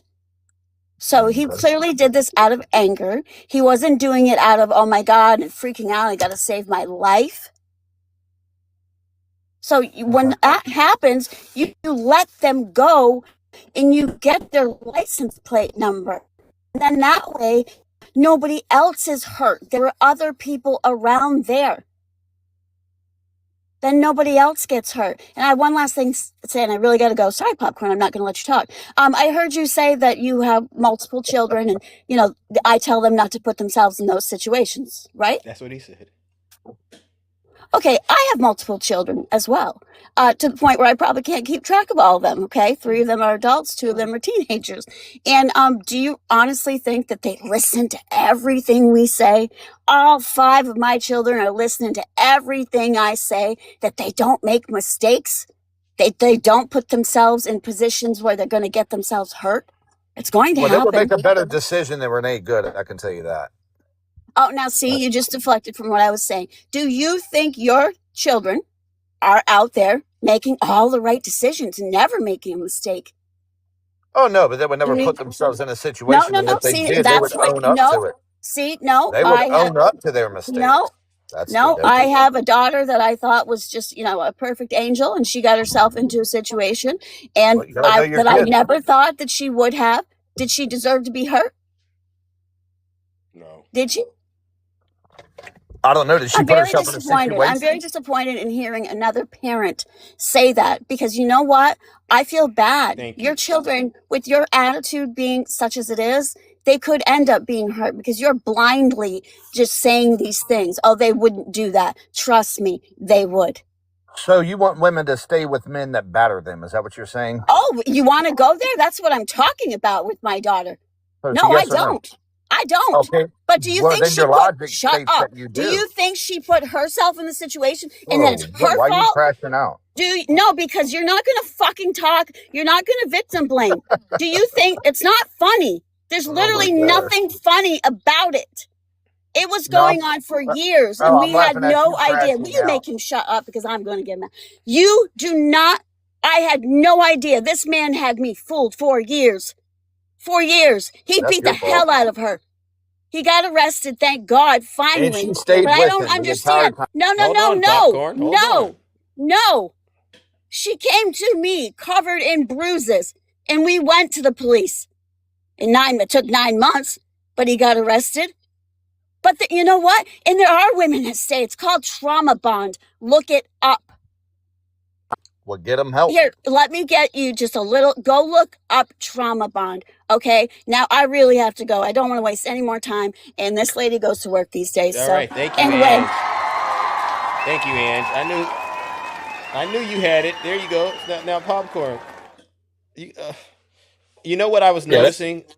Ange, well, that's 5 minutes I can't get back of my life. So see, again, being a misogynist, disgusting person, I know you got it in you. The issue is, even as a parent, you seem to not be understanding. And this is why when I talk to people like you, I don't just see you as a Trump voter. I see you as somebody that's actually here in the United States of America, and you probably have to wear multiple hats right? And being a parent is one of them. Would you say being a parent is a serious job? Absolutely, 100%. And you would agree that children don't listen to their parents all the time? I would say the vast majority of the time they don't listen, but it sinks in. Yeah. Okay. And so with that being established, now you see what the issue is. So you're saying that Ashley Babbitt had the mentality of a young girl? Possibly. Well, that makes sense. Possibly, but the point is, you seem to be heartless at the reality that your child might not listen to you one day, and you basically are saying if something bad happens to her, then so be it, because she didn't listen to me. And the question is like, well, really, who do you think you are? You're acting like you're a perfect person. Well, no, it's the same thing with like the hot stove concept. If you have a young child and you tell them, don't touch the pan, it's hot. Don't touch the pan, it's hot. These aren't young children. These are adults. You kind of encourage them to touch it because you want them to learn, oh, that's what it means not to touch. Now, I'm not going to touch that hot pan again. If you don't learn from those things and you keep repeating those things, then it's your fault. Which is why I say a lot of you Trump voters, you don't learn from the things that you should have learned from, right? Which is no, I'm saying that your side keeps touching the hot pan. You keep touching the hot pan and you don't learn. What do you mean? What do you mean with hot pan? Don't you want clean water? Like Renee Good out there having these interactions with ICE is touching the hot pan repeatedly. No, it's you know not. Bad things are going to happen. You know they are. No. Okay, so Popcorn, maybe you don't understand my position on this. If you did not have people out here in the United States of America standing up against a corrupt president like Donald Trump, do you understand? Do you understand how much trouble you would be in? Because if she has to stand up to stop seeing thugs run into her city, dragging women and children and people out of their houses, using all kinds of aggressive tactics in the name of, quote, protecting us. If she decides to go out there and protest that, that's her business. That's her right. Yes, absolutely. I agree with her. We shouldn't get comfortable with the idea that if you go to a protest, there's a good chance ICE might just decide to eliminate you. We should never get comfortable with that idea. You agree, right? Because she was doing more than protesting. She was interfering with ICE operations, which is a federal offense. She committed a felony. Oh my goodness! A federal crime. Oh my goodness! Oh my goodness! And you're saying that she didn't. The fact that you think that she didn't commit a crime is a serious problem. And so now I'm back to where I asked you what was her original offense. So we've moved past the original offense being he was interfering with federal operations. So now we've moved past using the vehicle as a weapon, because I've debunked that because he walked right in front. He walked right in front of the vehicle. No, you didn't debunk anything. You've even validated my point. My point is, it wasn't being used as a weapon because he walked right in front of the vehicle, which means he wasn't afraid of it. So that's the first thing. Now you're saying she was interfering. Would you call that obstruction? So you believe she was committing obstruction of justice to a degree. Yes, and that's why they were going for the arrest. And then after they went for the arrest, that's when she turned it into a whole nother situation using her vehicle as a battering ram, which is why she got unalived. But popcorn. So really, she committed 2 crimes at least.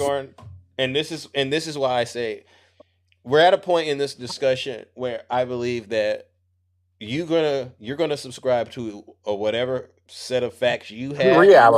Whatever set of facts that you have, and then the rest of us, we're gonna go down the road where we understand that she wasn't using her. She wasn't using her vehicle because You know what? She was. You want me to show you a video of somebody using their vehicle as a weapon? Because I can show you. Yeah. You can pull up Renee Good and show that. The second thing you said was she was obstructing justice. And so with that being said, I would imagine you believe that anyone being charged with obstruction of justice should be eliminated from the face of the earth, correct? And that includes absolutely not. They should be arrested, but when they are in the process of being arrested and use their car as a battering ram and you're unalived, then you turned a bad situation. You know what I have a problem with this concept of being arrested. Does ICE have the authority to arrest people in Minneapolis, or do the local police do? You know what I'm saying? Like I think they were Well, if you're operating. interfering I with their believe they were operations, yes, they do. operating outside of their jurisdiction. To be quite honest, they were not there to police the community. They have no training to do that. Right. They Right. should have. I would agree with that. If and Ange brought it up, they could have got the license plates and handled that situation in coordination with local law enforcement. But my understanding is they refused to cooperate with local law enforcement. But where was the local law enforcement at that time of Renee Goode's unaliving? Did you just hear what I said? They refused to cooperate. They were refusing. Listen, ICE was refusing to cooperate with local law enforcement. That's not true. That's a lie. That actually is true. That is an absolute. You can go listen to Governor Walz. You can go listen to Governor. You can go listen. That refused. You can go listen to Governor Walz and the The mayor of local Minneapolis. police refused, and they are on video refusing to work with the ICE. They're on camera saying this. The mayor was saying this. No, actually, it's the other way guess around. you missed that. I guess you missed that. So yes, it was the local police that refused to work with ICE. That's the reality. Popcorn. The reality is this. While you're sitting here making excuses for Donald J. Trump, the reality is I don't care about Trump. But then what? Stop bringing up Trump. Well, what do you care about then? It seems to me like there's nothing. There's nothing I can really say to you, honestly, to change your mind about this. I'm gonna be honest with you. There's no way you're going to change my mind. Yeah. I'm here to change your mind. Well, that's never going to happen because I'm not a bad You're never person. changing my mind. I'm not a bad person like you. I've literally heard. I've Now literally heard. I'm a bad person because I hold a different of opinion. See, that's why I left your side, man. That's why I left the left. I left the Democratic Party and the left because of you, people like you, disgusting people that just make up stuff. Well, you sacrifice your daughter, or you want to sacrifice your daughter. Dude, you're an evil, disgusting, hateful, demonic person. You are. And you know what? You know what I say on my show? Every MAGA accusation I don't is care a what MAGA you say. confession. You're a demonic person. You know, you only could say that because It's like you're possessed. Hold on. You only say that, number one, because you're trying to repeat what I say about you back to me, like I don't recognize that. But here's the thing. Well, that's typical Marxist left. Give me an example. Give me an example of something I've done that you believe is evil. I got a violation for calling you out for who you are. Popcorn cooks again. Dude, I just dog walk all you libs every day, all day. Popcorn, the legend. Do you really believe that? Breaker Popcorn? of chains, cooker in chief. Popcorn, knock it off. Just knock it off. Yeah. I hope you're whoever you are in a relationship with, your children. I really do hope that. Oh, look at that! Remove popcorn. Okay. Oh my goodness. It's amazing that these folks double down on being evil, sick, wicked. You can't pull them out. Darkness is in his heart. And he walks away thinking like, wow, I really cooked Zeus. I pressure cooked him. But he's going to meditate on this discussion and he's going to think to himself, wow, I didn't know Zeus hit me like that. I didn't know Zeus got that move in on me like that. And I have totally embarrassed myself and tore my drawers once again on TikTok, defending Donald Trump. You heard him try to say, don't bring up Donald Trump. Don't bring up Donald Trump. Now I'm going to keep bringing up Donald Trump. W. Rick. Popcorn. You got up here and you tried to make Renee Good seem like a bad person, and it backfired terribly. Because what you did, and it was outstanding, you actually proved to everyone that you're the bad person. You're an evil and sick individual. And I do believe that you would sacrifice your own daughter for Donald Trump. And actually, I believe you already have done it. Because your remark, oh, she deserves it. Why? Because she didn't listen to you? It says everything. I pray she survived and had a decent childhood and overcame all the trauma you put her through with that foul and disgusting, vile mouth of yours. God knows what you've done to her. Emotional damage beyond repair, probably in some cases. And so then you turn around and you say, well, Zeus, you're the bad person. Name one thing I've done, Popcorn. Name one thing I've done besides get on TikTok and criticize your daddy for being a sick and disgusting person. I'm not in the Epstein files. You're literally defending him knowing he's all over the Epstein files. Think about where you're at. You're defending sky-high gas prices.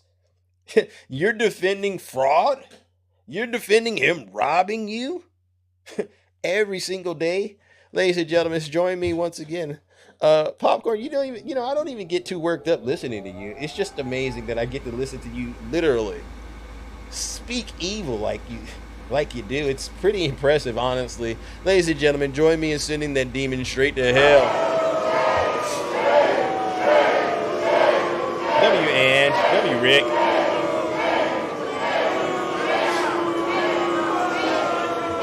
Silence, you MAGA demon. W. Zeus. Y'all heard it here. He tried, honestly. That was the first time I've actually had a lengthy conversation, because normally he comes onto my show and he trolls me, but I do notice that when they get put in a predicament where there's a right response that they should give us, right? Or there's an evil and wicked response they should give us, they always double down on evil and wicked. I would have never ever said the things he said about anybody that I truly loved. I would have never ever said that it's okay for somebody to be unalive because they put themselves in that situation. Absolutely not. All right. No. And Ange, you were right. That officer could have taken a photo of her, of her license plate, and then they went and they could have easily got her later. And a lot of cops do that. They'll snap a photo of the license plate and then they'll say, "We'll get you later on," because they understand there's a danger in doing police pursuits. All right. And so again, it just points out how incompetent a lot of these Trump voters really are. W. Ange.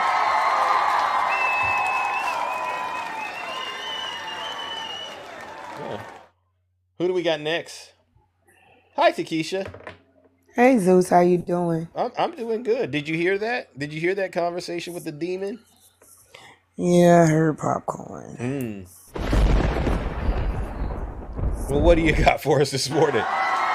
Be of good cheer. Be of good cheer, Takesha. Seriously. Don't let these folks get to you. Don't let them get to you. Trust me. These folks are burning in hell and they are suffering right now. Yeah? Zeus, Ange brought up some that I told y'all about Trump supporters. And that's the fact that they have a trauma bond when it comes to Donald Trump. Mm-hmm. The more he does to damage them, the more they hold on. Every time he does something to hurt their feelings, he come up with a catchphrase for them to repeat to make them feel better. He taking all your money. Gas is up, groceries up, energy is up. Yeah. You're barely surviving. Yeah. But now he's got y'all out here saying short-term gain, short-term pain for long-term gain. That's y'all. And that's how y'all keep having these trauma bonds with him. But I'm going to be transparent for a minute. And I'm going to tie it all into the Epstein files.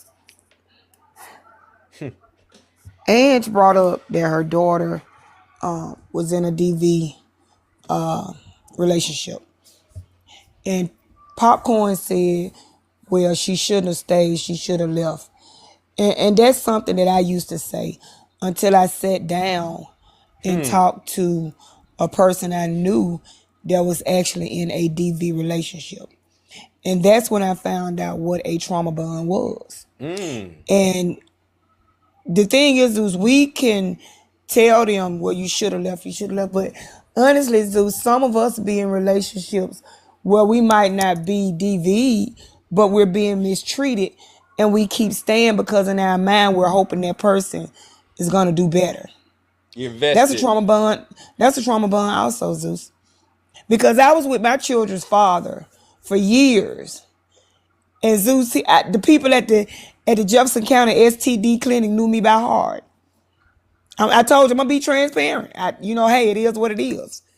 And the more I went, the more I said, well, this the last time. Because he loved me. You get what I'm saying? So that's a trauma bond. Wow. Because I had in my head, this man really loved me and he's going to stop. And I ain't going to have to go over here no more.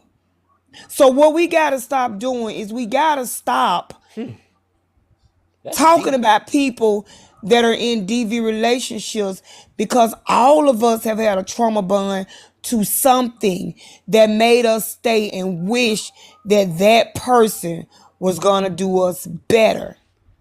Now, with these women for the Epstein files, people always say, well, why they wait so long?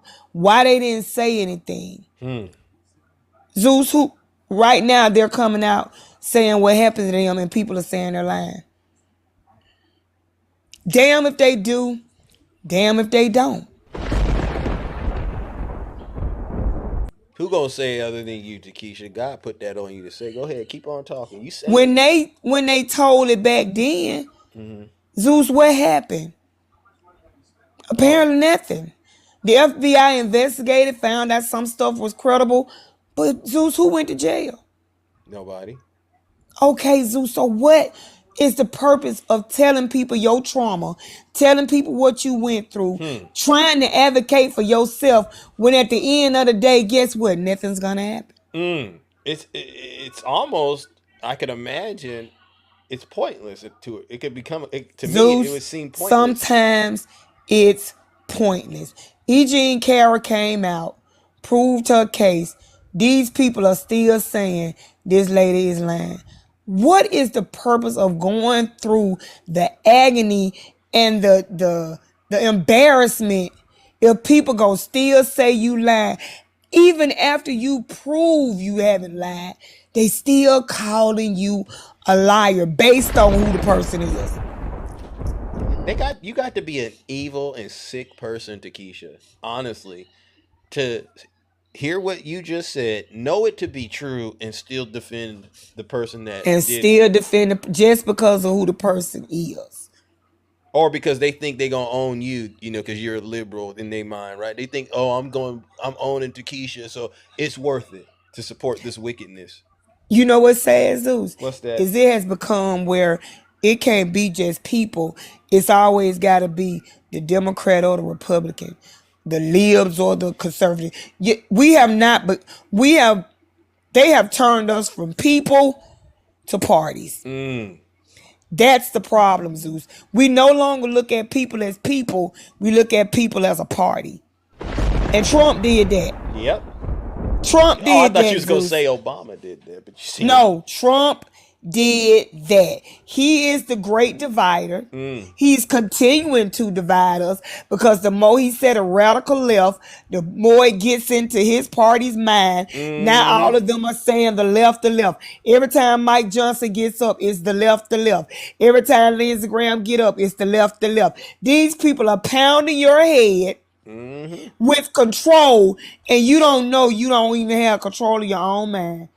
She is not lying. You are not lying. That's The sad. radical left. The radical left. The left doesn't want this. The left doesn't want that. You walking around here taking up for him with your shades on, and he regular picking your pockets from the back. Ain't that Because something? you laser focus on that one thing he told you, and the whole time you looking ahead, and he behind you taking money out your pocket. And you still hollering, well, short time pain for long time gain. But you complained about eggs when Joe Biden was in office. Thank you, Takesha. You know what's sad? Obama hasn't even been president for over 10 years. They right? still talking about Obama. And who's keeping Obama's name alive? Everybody, Donald Trump and his supporters. Why y'all still talking about President Obama? That man ain't thinking about y'all. It don't matter what Donald Trump say about him. Guess what he doesn't do? Respond. It doesn't matter what Donald Trump say about Joe Biden. Guess what they don't do? Respond. Because they're grown. Anytime anybody says something about Donald Trump, he's like a kid on the playground. He got to go and put a stick on his shoulder and say, come knock it off. I'm going to get you. We're sick of Donald Trump. What do you, Takesha? Now, according to some people, Takesha, your rhetoric is causing people to be harmed. Do you subscribe to that? Your rhetoric is causing folks to be harmed in this country. Do you believe that? The only thing that's causing people to be harmed is the person they put in office. The Barabbas that they beg for. When they said, give us Barabbas and let his blood be on us and our children, they didn't know what they were saying, Zeus. So the only time you're going to be harmed is for somebody who constantly lies on you, who's demented in the mind, who don't even know they're here one day. That man said gas is going to be probably high through the midterms. Then the next day, He said he don't know who misquoted him. It was you. Wow. And you want to talk about Joe Biden. But it's sad, Zeus. I just had to say that it's sad. And like I said, I used to be one of those people that said that until I sat down and talked to an individual. So I no longer say that because I understand. Yeah. That you holding out hope that, okay, this the last time. They love bomb you. And then you right back in that same headspace until they do it again. And then they love bomb you again because you want to be loved by this person. So you throwing all your eggs in the basket, Zeus, because you just want to be with this person. And you see the good. You don't see the good in them. You see the person you want them to be. And that's who you're with. You're not with the real person, Zeus. You're with the person that you want them to be. So that's how you see them, and that's who you're with. And you know what, Takesha? You're right. And that's why I recognize that as a man, right? That we do that in relationships. And that's why I can get on these so-called Christian men out here that are trying to pull the wool over my eyes to try to make it seem like it's not what it is. They know they need to start taking accountability. We all should be taking accountability and understand the difference between what's right and what's wrong. Exactly. And you know, to your point, hearing him say that about a scenario like that, it's very alarming because subconsciously he's passing on to his male children that it's okay to be like the person you were describing. You know what I'm saying? When we men don't check ourselves, what we're doing is giving permission to the people that are in our circles that it's okay to be like this. And I've had to learn that is not okay. Right. You got to knock it off. Stop being a liar. Stop being a manipulator. The list goes on and on. Yep, got to do it, Zeus. But I'm going to go, Zeus. I just wanted to come up here and say that. All right, W's in the chat for Takesha. All right, sweetie. Have a good day. You're right. Now, thank you. All right, W's in the chat for Takesha. Yeah, and let's not get carried away. Now, nobody's perfect. Let's not get carried away. I'm not going to sit here and try to make that. But you got to have the ability to acknowledge when you are wrong, all right? And you can't try to gaslight people into it being anything other than that, all right? When you get called out for being wrong, you got to own it, all right? That's what I'm trying to say. Because nobody's perfect. It goes both ways. I get that, but no. People know, right? You know, don't come to me and start saying, now, Zeus, you're supposed to be the perfect person. No, I'm not. No, I am not. But what I'm saying is, we got to have standards around here, all right? Yes, self-awareness. All right, who do we got? All right. This is, we tackle a lot of issues when we get on this show. Like I say, if you go to Matt. Who left there? Lovely. Nobody's left. So you can start a brand new one. Put them in the dimension. Lovely. You accidentally sent me a guest request. I doubt you can hear me. Who do we have next? Germ.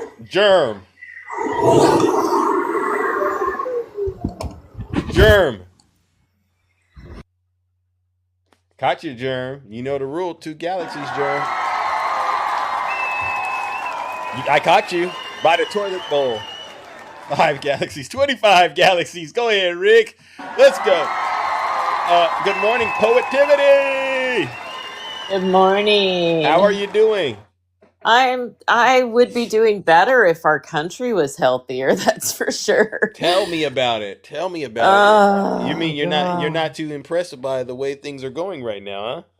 Oh no. I mean, I don't understand why he has one person speaking for him, except maybe that guy, Popcorn Mate. Like, maybe I feel sorry for him because maybe he can't get another job besides being an internet troll, Oh, Poetivity. Like, don't do that to him. You're crushing his ego. You know that's the one thing that's the one thing he has, is just his ego. Don't do. Oh my gosh. Well, he was talking about being on here all day, every day, owning the libs. Like, what? Why does he want to own a lib? Like, does he want books in his house? Yes, W. Ange. Well, yeah, I've heard of that. Does he want books in his house? Does he need better information? Does he like people who can play the guitar and make art? Like, what is it that he wants to own a lib for? Like, does he want good food, good healthy food? Like he's tired of McDonald's? Like clean water? You're talking about clean water and stuff like that? Clean water, does he want a higher level of home education for his children? Like why does he want to own a lib? That's what I'm wondering. Yeah. Yeah, that's a good question. It almost it sounds like slavery in a way. Well, that's what they say. They say they want to own the libs. Like, all I can figure is that they're really sad at the low level of education that they've got, at the hate that they've got in their heart. And besides, like, Renee Good, I mean, she's doing what all of us should be doing, frankly, because what are we supposed to do when a tyrannical government rises? You're supposed to be able to get out there and protest. You're supposed to be criticizing it. And oh, sorry. Yeah, you're not supposed to be sitting home. You're not supposed to be staying out of the way of the tyrannical government. Yeah. That's not what our Constitution talks about. Like, that's not our job when a tyrannical government rises. Yeah. They know. I mean, for him to say that in light of what we saw them do on January 6th, it just blows my mind, because imagine if when that happened on January 6th, the Capitol Police just started unloading on all these Trump voters. Well, and the fact that he doesn't hold Trump accountable for that, because if Trump had not said that he actually won when he lost, like if he had admitted rightfully that he had lost because he had mismanaged COVID, because he had mismanaged the economy, because he wasn't a good president, like he was just full of hate the entire time. He was planning a war with where we're at war now. During his first administration, he was awful. Awful in every way, and we voted him out. And then, like stupid right-wingers, they have a 3-day memory. Like 3 days later, there's no scandal. Think about that. It's just like Trump is just like to everybody that gets caught in a scandal in his administration. You get caught spending taxpayer money to go on luxury vacations. You get caught doing all these things. 3 days, he's just it'll go away because my voters just have 3-day memories, and then everything's fine. Yeah. Isn't that sad? And they brand themselves as being intelligent of the human species, but they got 3-day memories. It's the saddest thing I've ever seen. No, that's why when we keep harping on the Epstein files, that he doesn't like it, because then you're not letting the 3-day memory die. Now that's funny. That's funny.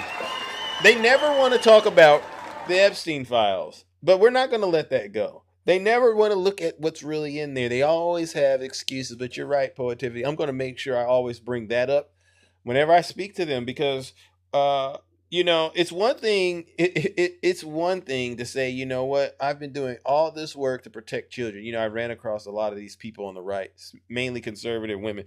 I do all of this to protect the children, but they don't want to talk about those Epstein files. No, and it's weird, like the kind of government they want, right? Like they want an observation, like to be surveilled constantly every day of their lives, so that they can be sent notices in the mail that they're issued a fine, probably for some law that they broke. Like you went 26 miles per hour on a 25 mile per hour street, so here's your $300 fine. In the mail and from the government, the police who's watching you all the time. They want to be surveillanced by the government all the time, because they don't even trust themselves. Think about how scared these people are. These are the same people that walk around and act like they're so tough. Trump makes us feel safe. No, he's actually making you look weak. Oh, and it's weird too, because like they want an all white tea society. Like that's what they want. And like, where are you going to get good food there?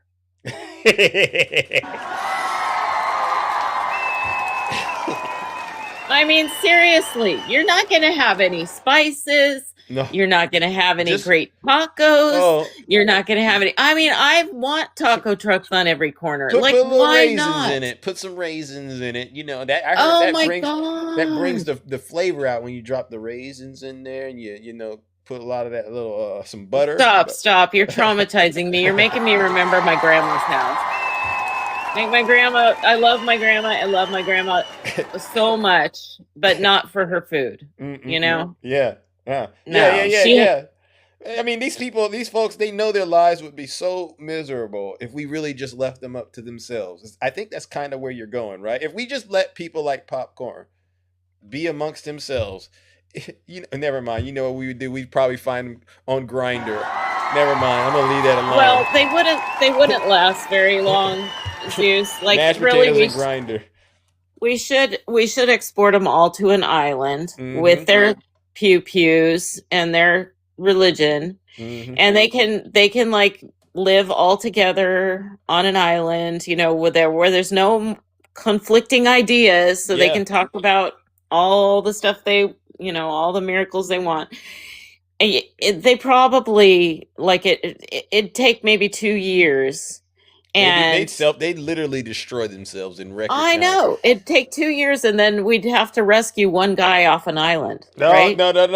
I wouldn't rescue them, Positivity. You gotta let some folks burn. You gotta let them go straight to hell. It's true. But he would be calling the one guy who had unalived everybody else would be calling to say, "Hey, I'm a little lonely. Can I come back?" No. Tell him to, you know, try surfing on the back of a killer shark, killer whale. W Positivity. Try that. Try swimming. Yeah, it's true. But we're so kind-hearted on the left, Zeus. Yeah. You know, we would say, "Well, have you learned your lesson?" And, you know, he probably would lie and say he had learned his lesson. And we'd be like, "Okay, we'll come get you." No, you know, Positivity. Come on now. Knock it off, Positivity. I'm going to just be honest with you. I haven't arrived there yet, but I would leave him on that island to his own devices. And I'd probably even go as far as, you know, drop things off in the air on him. I'm not going to tell you what it would be, but I guarantee if he opened it up, it would make life a lot worse for him. Zeus. I don't ever want to deal with these people. Because he tore his draws with us this morning. And a lot of times they think that if they get up here and they yell more than us, they say some of the most disgusting things to us, that somehow is a victory for them. But I'm the type of person that says, you know what? You know, I'll give you some rope and I'll let you think you're a cowboy. But they'll end up hanging themselves. I'll let you do it, all right? Because then you can only blame yourself. These people are literally making a conscious decision to ignore facts and to choose to be disgusting and despicable people. I don't get in the way of that. I tried to before, but I'm going, nope, just let them go straight to hell. Yeah, I mean, if they're still in this late, even after they can see the effects of what they voted for, like they're lost. Yeah. They're not really clear thinking humans, and they've not got any empathy or compassion at all, and they're totally lost. Like I really don't know what to do for them or about them. Well, sorry, I didn't mean to cut you off.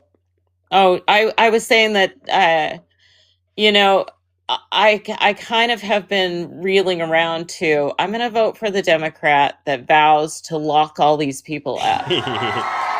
Like, if you're a 3-time Trump voter, I want you locked up. Make them do community service and give us, you know, work off all that money that Trump stole from us, right? Once they give us the money back and they worked off their debts, you know, I want my grass cut. I want some, you know, just regular manual labor stuff being done. I want them to work the fields. You know, nothing would, you know, I have dreams about this Positivity. People like Popcorn, I want to see them in the fields, picking all kinds of agricultural produce, and just giving it to me at a free or discounted price, you know. because there has to be some sort of consequence. There has to be some sort of penalty for what they've done to the United States of America. You know, or I would just make them go to Iran, fight the war for their daddy. They got to do stuff. They got to do something. All right. Yeah, I don't want to hear absolutely. your filthy mouths anymore.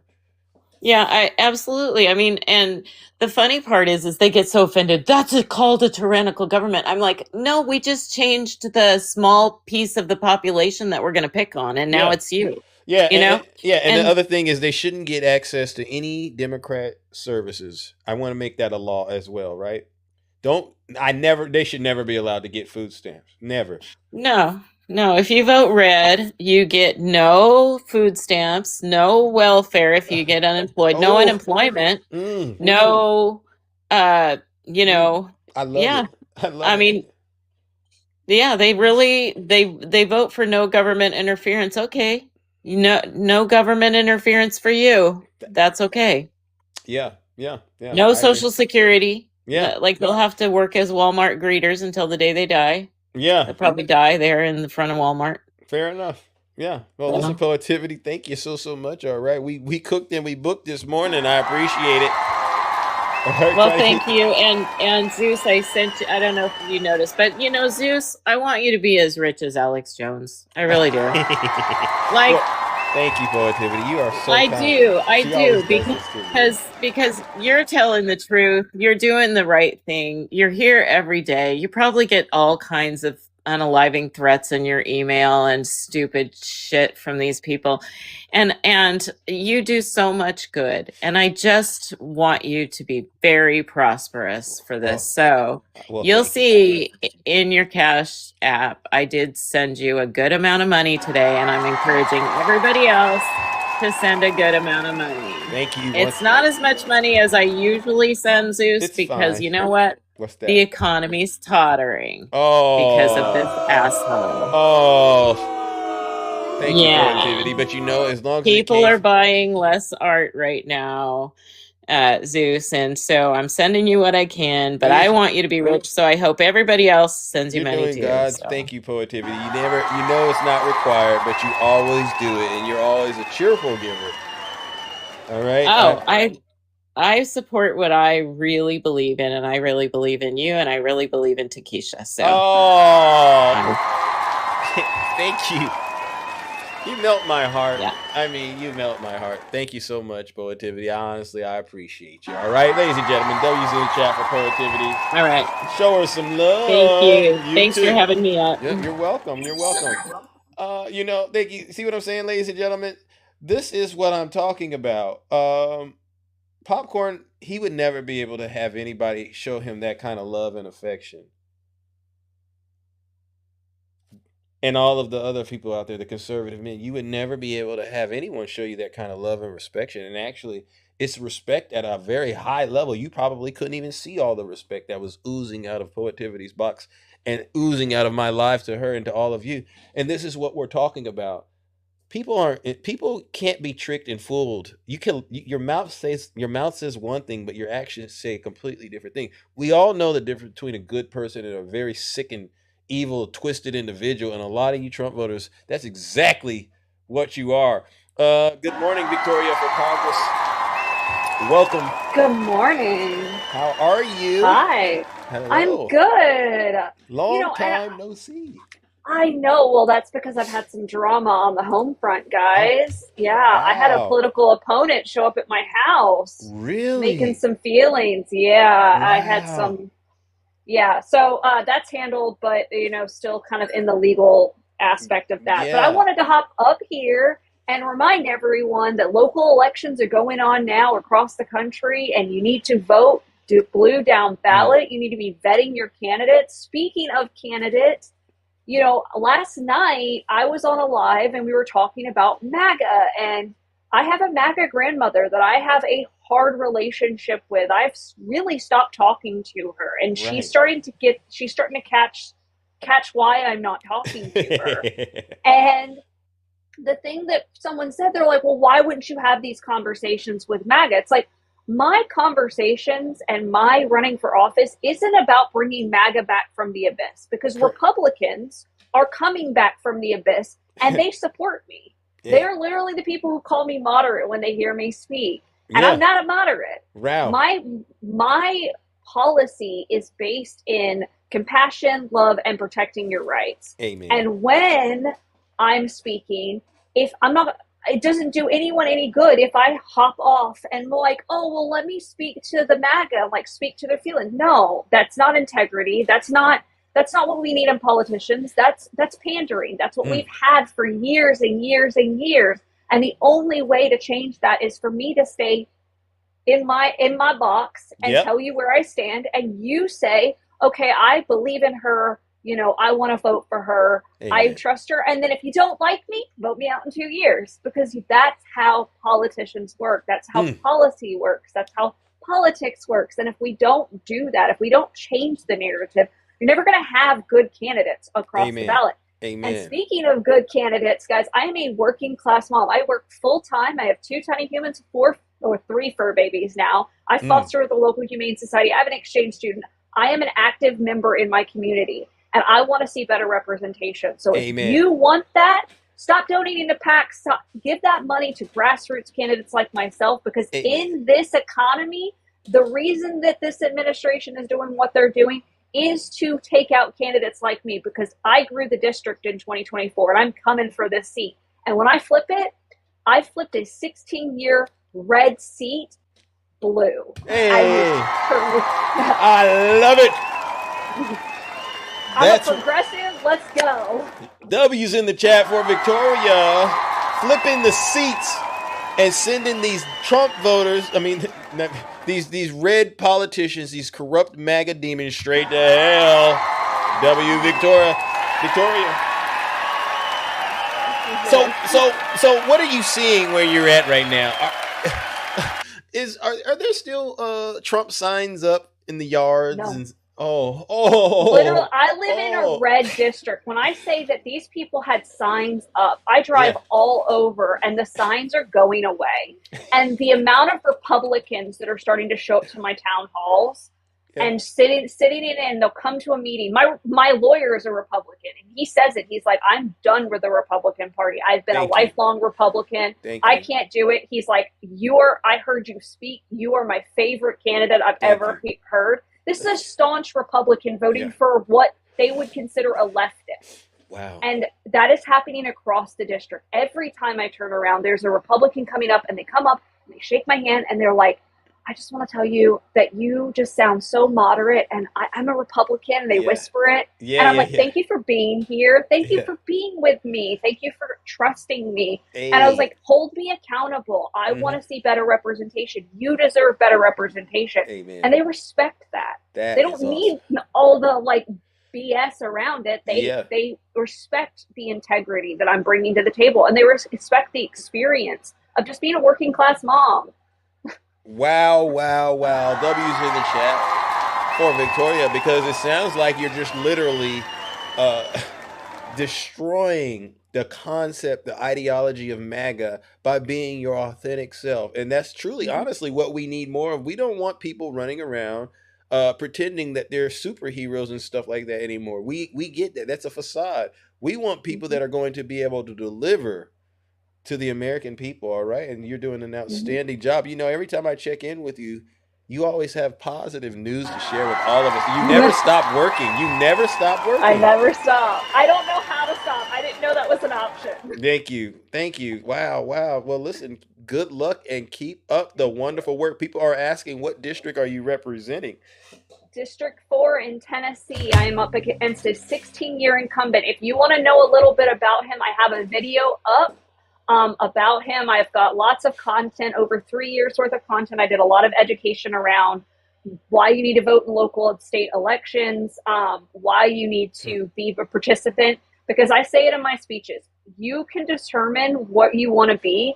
Republicans want you to be the turf that they walk on. Politicians want you to be the turf that they walk on. I want you to be a player on the field. I want to empower you to join me on the field, because we need every single person. Because the only thing that Republicans are more afraid of than the e-files is voter turnout in the 2026 election. We can flip these seats all the way and bring better representation. Vet your candidates. Go and look at my stuff. go see how I reply in the comments, because I do that for every voter who feels disenfranchised. Amen. You deserve better representation. Amen. Amen. Ladies and gentlemen, make sure you are following and supporting Victoria. She's done outstanding work. Organizes not just in Tennessee. I know there's been a couple of things you've been very vocal about, especially around ICE. You know, you stood up, rightfully so, when ICE was getting out of bounds, and helped get the word out about all the different activities that people could be a part of to help resist their corruption. So yes, W's in the chat for Victoria. Yeah. A proven track record of success. All right. Proven track record. Yeah. Yes. Proven track record, guys. I mean, I did all of this. I ran a 5-month campaign in 2024 because my opponent was going to run out of posts, and I said over my unalived body. Yeah. I hopped up to the plate, ran a 5-month campaign. I worked full time, had 2 tiny humans at the time, 4 fur babies, fostered with a local humane society. I grew the district and I raised over $120,000. That was all grassroots. Y'all better quit playing with Victoria. I did that as a no-name candidate. You best believe I am working on a memoir, because when I flip this district, it won't be because there's a blue wave. It will be because of the work that my district has put through and the work that I have put in. Because that's what I'm bringing to Congress. Amen. Y'all got to make sure y'all follow and support Victoria. This is somebody 10 toes down, putting the work in, true to the soil. All right, I got to give it to you, Victoria. You always, thank you. You're always welcome. And if there's anything we can do to help you, please, by all means, let us know. Donate today. So donate. Hit that job and do this full time. Hit that Cash App. This is a hit that Cash App scenario. Okay, but in this case, support the campaign. All right, make sure you're following Victoria. See? Thank you. Thank you. You're totally welcome. We appreciate you. All right. Oh my goodness, ladies and gentlemen, that's my good friend Victoria. No lies detected. Oh, okay. Okay. Moving it along. Okay, who do we have? Okay. Who do you have right here? We have another politician. Good morning, Nutty. What's going on? I had to, listening to my friend Victoria from Tennessee, I had to echo what she is saying, because today is a day of candidates. Today is a day of grassroots candidates. Amen. So, yes. So, again, please support Victoria. Please support myself as well. Thank you. Go ahead, Nutty. I'm running here in the state of Missouri. I'm running for county legislature here in Jackson County, Missouri. Victoria is correct. She's absolutely correct. We have to flip these seats. The seat that I'm running in has never been represented by a Democrat, ever. In the 240-year history of this county, has never been represented by a Democrat, even though we are in a heavily Democratic county. There's 2 seats that are red, and I'm in one of them. So, and my own story, just yesterday, I was standing in line at Costco in the pharmacy, and my neighbor who lives a couple houses down from me, who is a staunch conservative, he is a MAGA supporter. He walks up to me and says, "Well, I hear you're running for office again." And I'm like, "Well, yes, sir, I am." He's like, "Well, you got my vote." Zeus, when I tell you, have you ever seen a black man turn red? Yeah, I have that. I turned red for this reason. Wow. Not because he said I had his vote. It was for the simple fact that every one of my neighbors around me are very hardcore MAGA. Wow. They're very hardcore MAGA. He told me, he's like, "I have been a lifelong Republican, but I cannot do it anymore." Folks, Victoria is absolutely correct. People that are in the Republican Party, they're coming around. They've caught their feelings. They don't like what this man stands for. They don't like what this man has done. Right. They are leaving that party. Why they still consider themselves a Republican, I have no idea. But they are not voting with this administration. They don't support it. Wow. And I asked him, and I said, "Jerry, I'm like, do you even know what I stand for?" He's like, "I don't even care. You're just not one of them." Wow. Okay, I'll take it. But there's further. I don't want people to vote for me just because I have a D next to my name. I want people to vote for me because I'm going to represent the people. In fact, that is the campaign slogan that we have here, is putting people first, not politicians, not corporate entities. And guess what? Not even a freaking party. Wow. Now my party is getting upset because I keep saying that. Yeah. I am not going to be voting on behalf of my party. I'm voting on behalf of the people. Amen. Wow. And so once we lose sight of the people and who we serve, because being a politician is called a what? A public servant. If you don't know how to be a servant, get the hell out of politics. Hey, Nutty is not lying. Wow. So you see this shirt that I'm wearing? Yeah. This is for the FIFA World Cup. Everyone knows that Kansas City is one of the host cities for the FIFA World Cup this year. This is the smallest market for the World Cup coming in here. And here's the thing, Zeus. I am not opposed to the World Cup being here in the United States. Right. Any other time. I'm opposed of the World Cup being here in the United States now. Wow. Because we know that this regime that we have in the White House now has already stated that he's going to have ICE agents at the games. Make that make sense. We have a World Cup coming to Canada, Mexico, and the United States. And when they come to the United States, people from all over the world are coming to the United States. And you're going to have ICE at games? For what purpose? We already know that people from outside the country are coming in. Yeah. What is the purpose? To intimidate, to continue hurting the local economy. Because Kansas City alone is projected to make $2 billion from this city hosting the World Cup. Wow. $2 billion. Wow. And I'm pissed off with my own Democrats in our county legislature because they voted to give $600,000 to the owner of a hotel that is dilapidated. Because they wanted the owner to fix up the outside of the hotel. Wow. But you take the taxpayer dollars to give him $600,000 of our tax money. You don't care about the people who live next to that hotel. You don't care about the people who have to drive next to that hotel and see that blight on a daily basis. All you care about is that the eyes of the world are going to be on Kansas City. The devil is a lie. This is the real Kansas City. Tell them, Nutty. We need politicians that's going to say, screw the dollar, screw the eyes of the world. What matters to us the most are the eyes of the people who live here and have to live next to this nonsense. Make it make sense. W's in the chat for Brother Nutty. So with that being said, thank you, bro. You know I had to grace you with my handsomeness. I know you get a little jealous, you know. Now, love you, brother. Love you.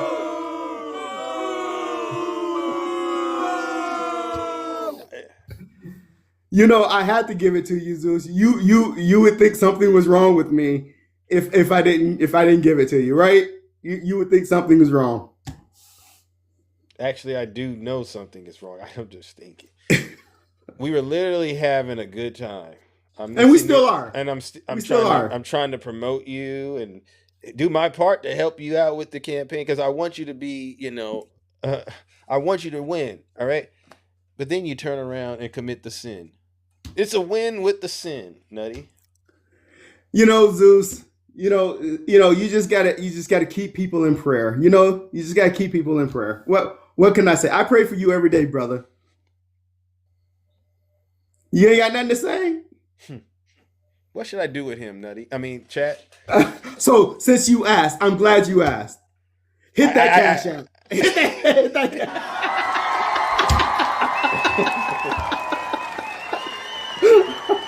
I'm glad you asked, my brother. Thank you for asking. That's my guy right there. That's my guy. Is literally up here having an identity crisis. He doesn't know if he's Nutty or Zeus. He thinks no. He thinks he's me. And again, I understand because the sauce is dripping. It's oozing out. And it's, you get up in here, you get into my aura, so to speak. And then next thing you know, you lose your mind and think you're Zeus. But you did lose your mind, Nutty, and you need to knock it off. And I just want to encourage you, run your campaign. You do that great.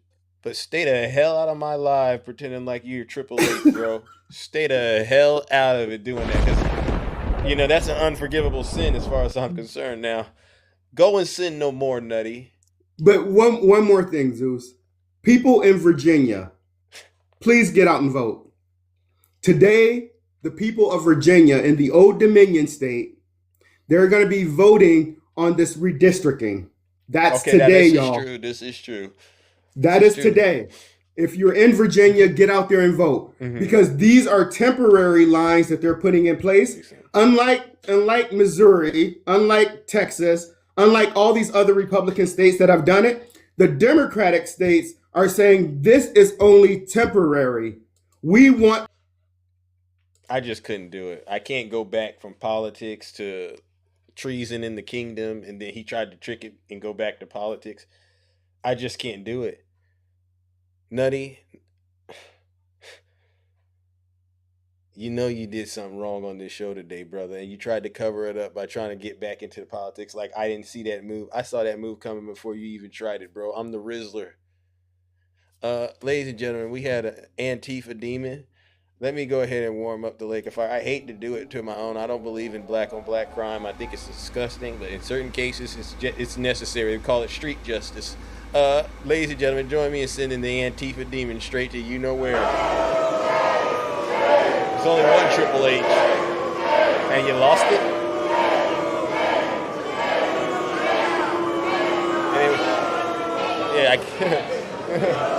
He's still getting dunked. You seen that movie, The Last Dragon? Pull him out. Put him back in there. All right, and that's a huge W, Zeus. Don't ever do that, all right? I had to make an example out of him because I didn't want people to think I was soft out there, all right? That's a huge W, Zeus. All right, seriously, ladies and gentlemen. I got to get up out of here, all right, before I get in trouble. Nutty knows. Yeah, tell him. He knows. He tried that slick move. I know that trick, bro. You can't get me. All right, I got to get up out of here. All right, but yeah, he is right. Make sure you get out there and vote in the state of Virginia. I can finish that up for you, Nutty. Other than that, you're just wasting airspace. I want to give a special thank you to all of you who tuned in this morning. Thank you to all the subscribers, gifters, moderators, and panelists, because without you, this show wouldn't be what it is. Entertaining, engaging, and very, very educational. But on a serious note, we got to give one last round of booze or shame. And we know exactly who this goes out to today. This one is for Popcorn. Popcorn, thank you for coming on to the show this morning and just showing us all that there are still sick and disgusting people out there just like yourself, because all that does is strengthen my resolve and prove that shows like this are more important than they've ever been, because we got to do everything we can to eradicate this country of the MAGA demon. Ladies and gentlemen, join me in sending them straight to hell.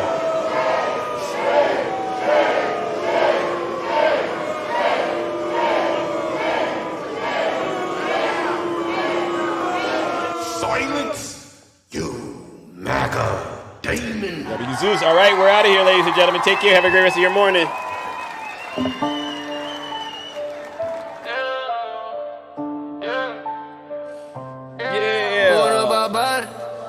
Yeah. Sing it if you know the words. Sing it, please. What about Biden? Stole the whole election night.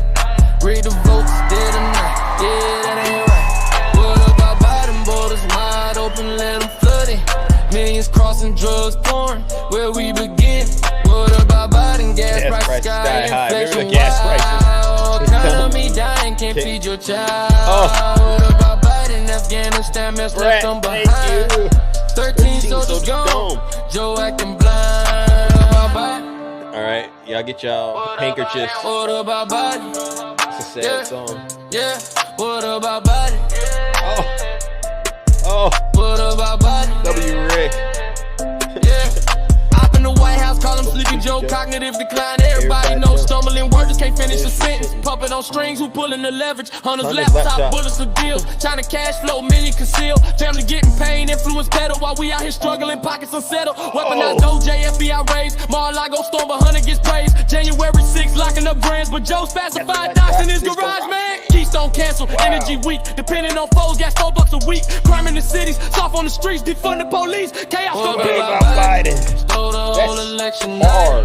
Read the votes till the night. Yeah, that ain't right. That ain't right. What about Biden? Borders wide open, let them flood it. Millions crossing, drugs pouring. Where we begin? What about Biden? Gas great style. Defund the Inflation police. wild. Economy Economy dying. dying. Can't Can't feed your feed child. Think about that. What about Biden? Afghanistan mess left on behind. 13 soldiers gone. Joe acting blind. Ray Charles, Stevie Wonder. Yeah. What about Biden? All right, here's the favorite part right here. Ask the question. Here's the question. What about him? That's crazy. What about Joe Biden? Love you all. See you all tomorrow. Same Zeus time. Same Zeus channel.